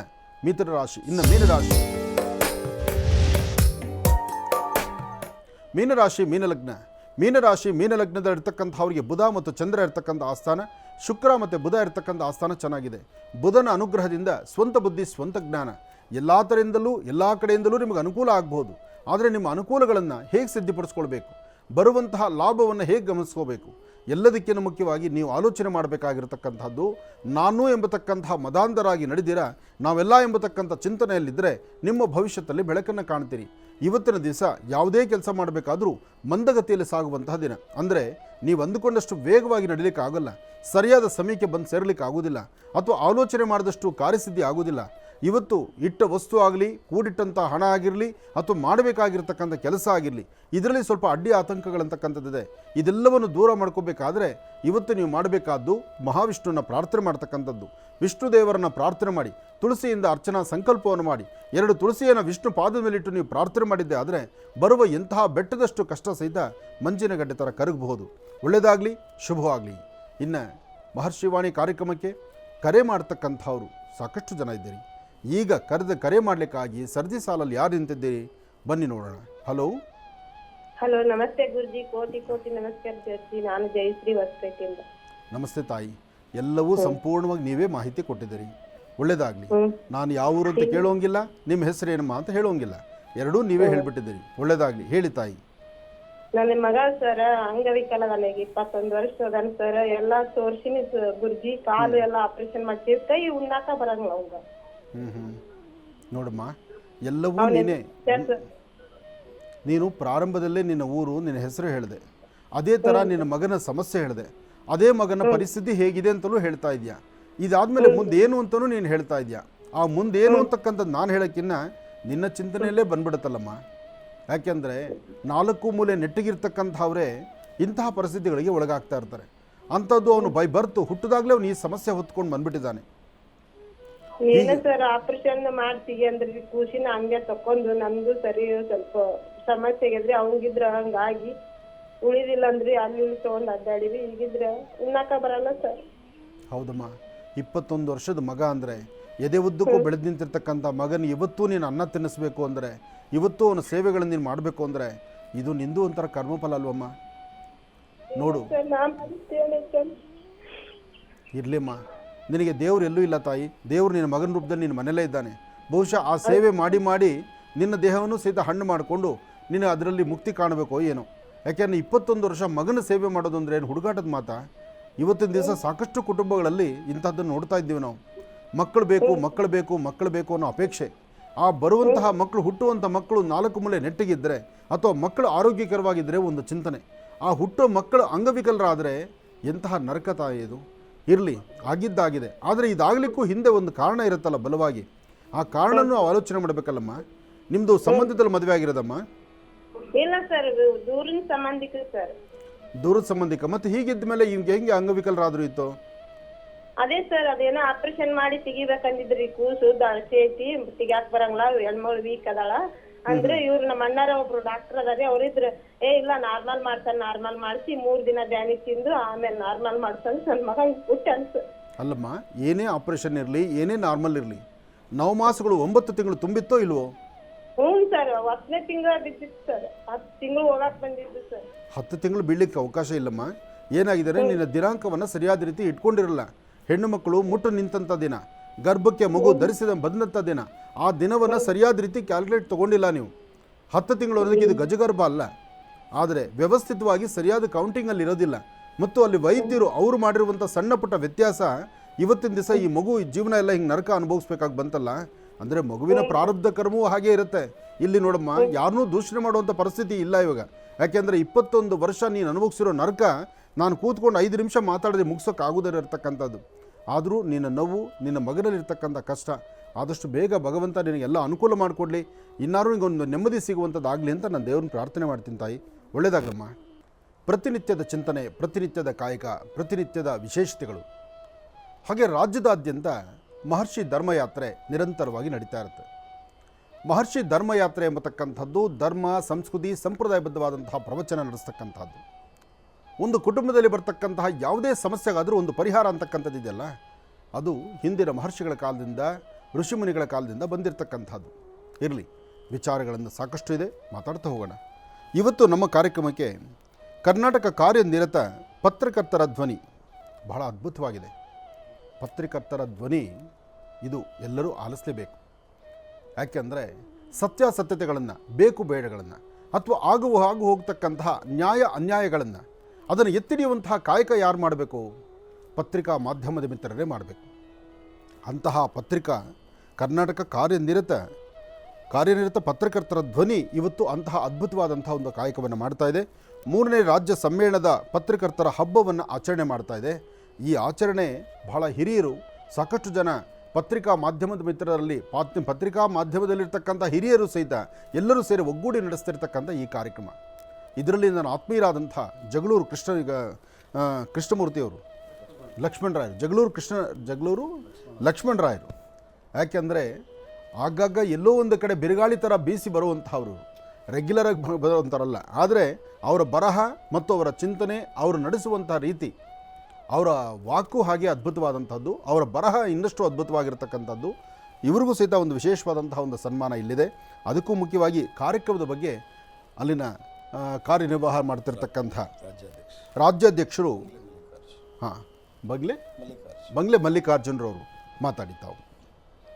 ಕರ್ನಾಟಕ ಕಾರ್ಯನಿರತ ಪತ್ರಕರ್ತರ ಧ್ವನಿ ಸಂಘಟನೆ ವತಿಯಿಂದ ಇದೇ ತಿಂಗಳು 24 ಅಂದರೆ 4ನೇ ಶನಿವಾರ, ಮುಂಬರುವಂಥ ಶನಿವಾರದಂದು ಇಡೀ ನಾಡಿನ ಪತ್ರಕರ್ತರಿಗೋಸ್ಕರ ಒಂದು ರಾಜ್ಯ ಸಮ್ಮೇಳನದ 3ನೇ ರಾಜ್ಯ ಸಮ್ಮೇಳನ ಪತ್ರಕರ್ತರ ಹಬ್ಬವನ್ನು ಪತ್ರಕರ್ತರ ಹಿತದೃಷ್ಟಿಯಿಂದ ಈ ಒಂದು ಧ್ವನಿ ಸಂಘಟನೆಯಿಂದ ಮಾಡ್ತಾಯಿದ್ವಿ. ಈ ಒಂದು ಕಾರ್ಯಕ್ರಮದಲ್ಲಿ ಇಡೀ ನಮ್ಮ ನಾಡಿನ ಹಾಗೂ ದೇಶದ ದಂತಕಥೆಯಾಗಿರುವಂತಹ ಸುಪ್ರೀಂ ಕೋರ್ಟ್ನ ನಿವೃತ್ತ ನ್ಯಾಯಾಧೀಶರಾದಂಥ ಸಂತೋಷ್ ಹೆಗಡೆ ಸರ್ ಅವರು ಈ ಒಂದು ಕಾರ್ಯಕ್ರಮದ ಉದ್ಘಾಟನೆಯನ್ನು ಚಾಲನೆ ಮಾಡ್ತಾರೆ. ಜೊತೆಗೆ ನಮ್ಮ ಗುರೂಜಿಯವರು ಆ ಒಂದು ಕಾರ್ಯಕ್ರಮದ ಸಾನ್ನಿಧ್ಯ ವಹಿಸ್ತಾರೆ. ಇದೇ ರೀತಿಯಾಗಿ ಇನ್ನೂ ಇಬ್ಬರು ಸ್ವಾಮೀಜಿಗಳ್ನೂ ಈ ಒಂದು ಕಾರ್ಯಕ್ರಮದ ಸಾನ್ನಿಧ್ಯ ವಹಿಸೋದ್ರ ಜೊತೆಗೆ ಈ ಒಂದು ಅರ್ಥಪೂರ್ಣ ಕಾರ್ಯಕ್ರಮ ಅನೇಕ ನಾಡಿನ ದಿಗ್ಗಜ ಪತ್ರಕರ್ತರುಗಳಾದಂತಹ ಗಂಗಾಧರ್ ಮೊದಲಿಯಾರ್, ಗಣಪತಿ ಬಿ, ಅರವಿಂದ್ ಸಾಗರ್ ಹಾಗೂ ಇನ್ನಿತ ದಿಗ್ಗಜ ಪತ್ರಕರ್ತರಿಂದ ವಿಚಾರ ಸಂಕಿರಣ ಕಾರ್ಯಕ್ರಮ ಇದೆ. ಇದರ ಜೊತೆಯಾಗಿ ನಾಡಿನ ಹಿರಿಯ ಪತ್ರಕರ್ತರು ಜೊತೆಗೆ ಸಾಧಕರು ಏನಿದ್ದಾರೆ ಅವರಿಗೆಲ್ಲ ಒಂದು ರಾಜ್ಯ ಪ್ರಶಸ್ತಿ ಪ್ರದಾನ ಸಮಾರಂಭ ಈ ಒಂದು ಕಾರ್ಯಕ್ರಮದಲ್ಲಿ ಅಳವಡಿಸಿಕೊಂಡಿದ್ದೀವಿ. ಜೊತೆಯಾಗಿ ಇವತ್ತು ಇಡೀ ನಾಡಿಗೆ ತಮ್ಮ 27 ವರ್ಷಗಳ ಕಾಲ ನಮ್ಮ ತಂದೆ ಸಮಾನರಾದಂತಹ ಶ್ರೀ ಜಗಳೂರು ಲಕ್ಷ್ಮಣರಾಯರು ಕನ್ನಡಪ್ರಭ ದಿನಪತ್ರಿಕೆಯಲ್ಲಿ 27 ವರ್ಷಗಳ ಕಾಲ ಆಫೀಸ್ನಲ್ಲಿ ಡೆಸ್ಕಲ್ಲಿ ವರ್ಕ್ ಮಾಡಿದಂಥ ಖ್ಯಾತಿ ಹಾಗೂ ಹೆಗ್ಗಳಿಕೆ ಇವರ ಮೇಲೆ ಇರೋದರಿಂದ ಇವರನ್ನು ಗುರುತಿಸುವಂಥ ಕಾರ್ಯ ನಮ್ಮ ಕಾನಿಪ ಧ್ವನಿ ಸಂಘಟನೆಯಿಂದ ಮಹತ್ತರವಾಗಿ ನಡೀತಾ ಇದೆ. ಪಾಪ ಇವರು ಅನೇಕ ಸಂಘಟನೆಗಳಲ್ಲಿ ದೊಡ್ಡ ಸಂಘಟನೆಗಳಲ್ಲಿ ಖಜಾನ್ಸಿಯಾಗಿ ದುಡಿದಿದ್ದಾರೆ, ಅನೇಕ ಪತ್ರಿಕೆಗಳಲ್ಲಿ ದುಡಿದಿದ್ದಾರೆ, ಅನೇಕ ಕಾರ್ಯಗಳನ್ನು ಇವರು ಮಾಡಿದ್ದಾರೆ. ಗುರುತಿಸುವಂಥ ಕೆಲಸ ಆಗ್ತಾ ಇದ್ದಿದ್ದು ಬಹಳಷ್ಟು ನೋವಿನ ಸಂಗತಿ ಅಂತ ಈ ಮುಖಾಂತರ ಹೇಳೋದ್ರ ಜೊತೆಗೆ ಇವರ ಒಂದು ಜೀವನದ ಒಂದು ಸಾಧನೆ ಏನಿದೆ, ಇವರೊಂದು ಶ್ರಮ ಏನಿದೆ, ಇದನ್ನು ನಮ್ಮ ಧ್ವನಿ ಸಂಘಟನೆ ಗುರುತಿಸಿಬಿಟ್ಟು ಇವರಿಗೆ ಅಂದಿನ ಕಾರ್ಯಕ್ರಮದಲ್ಲಿ ಇವರ ಒಂದು ಅಭಿನಂದನಾ ಗ್ರಂಥವನ್ನು ಅವತ್ತು ಬಿಡುಗಡೆಗೊಳಿಸ್ತಾ ಇದ್ವಿ. ಇದರ ಜೊತೆಯಾಗಿ ಇವರು ಹಾಗೂ ಇವರ ಶ್ರೀಮತಿಯವರಿಗೆ ಒಂದು ಹೃದಯ ಸ್ಪರ್ಶಿ ಸನ್ಮಾನ ಕಾರ್ಯಕ್ರಮವನ್ನು ಮಾನ್ಯ ನಮ್ಮ ಆನಂದ್ ಗುರೂಜಿ ಸಮಕ್ಷಮದಲ್ಲಿ ಈ ಒಂದು ಕಾರ್ಯಕ್ರಮ ನಡೀಲೇಬೇಕಂದ್ಬಿಟ್ಟು ನಮ್ಮ ಜಗಳೂರು ಲಕ್ಷ್ಮಣರಾವ್ರವರ ಒಂದು ಬಯಕೆ ಹಾಗೂ ಹೆಬ್ಬಯಕೆ ಆಗಿತ್ತು. ಇಲ್ಲ, ತುಂಬ ಸಂತೋಷ. ಇಂತಹ ಧರ್ಮ ಕಾರ್ಯ ಮತ್ತು ಇಂತಹ ವಿದ್ಯಾವಂತರ, ಇಂತಹ ಸರಸ್ವತಿ ಪುತ್ರರ ಒಂದು ಅವ್ರನ್ನ ಸನ್ಮಾನಿಸ್ತಕ್ಕಂತಹ ಅದೃಷ್ಟ ನಮಗೆ ಸಿಕ್ಕದ್ದು ನನ್ನ ಸೌಭಾಗ್ಯ ಅಂದ್ಕೊಳ್ತೀನಿ. ಒಳ್ಳೆಯದಾಗಲಿ, ಶುಭವಾಗಲಿ.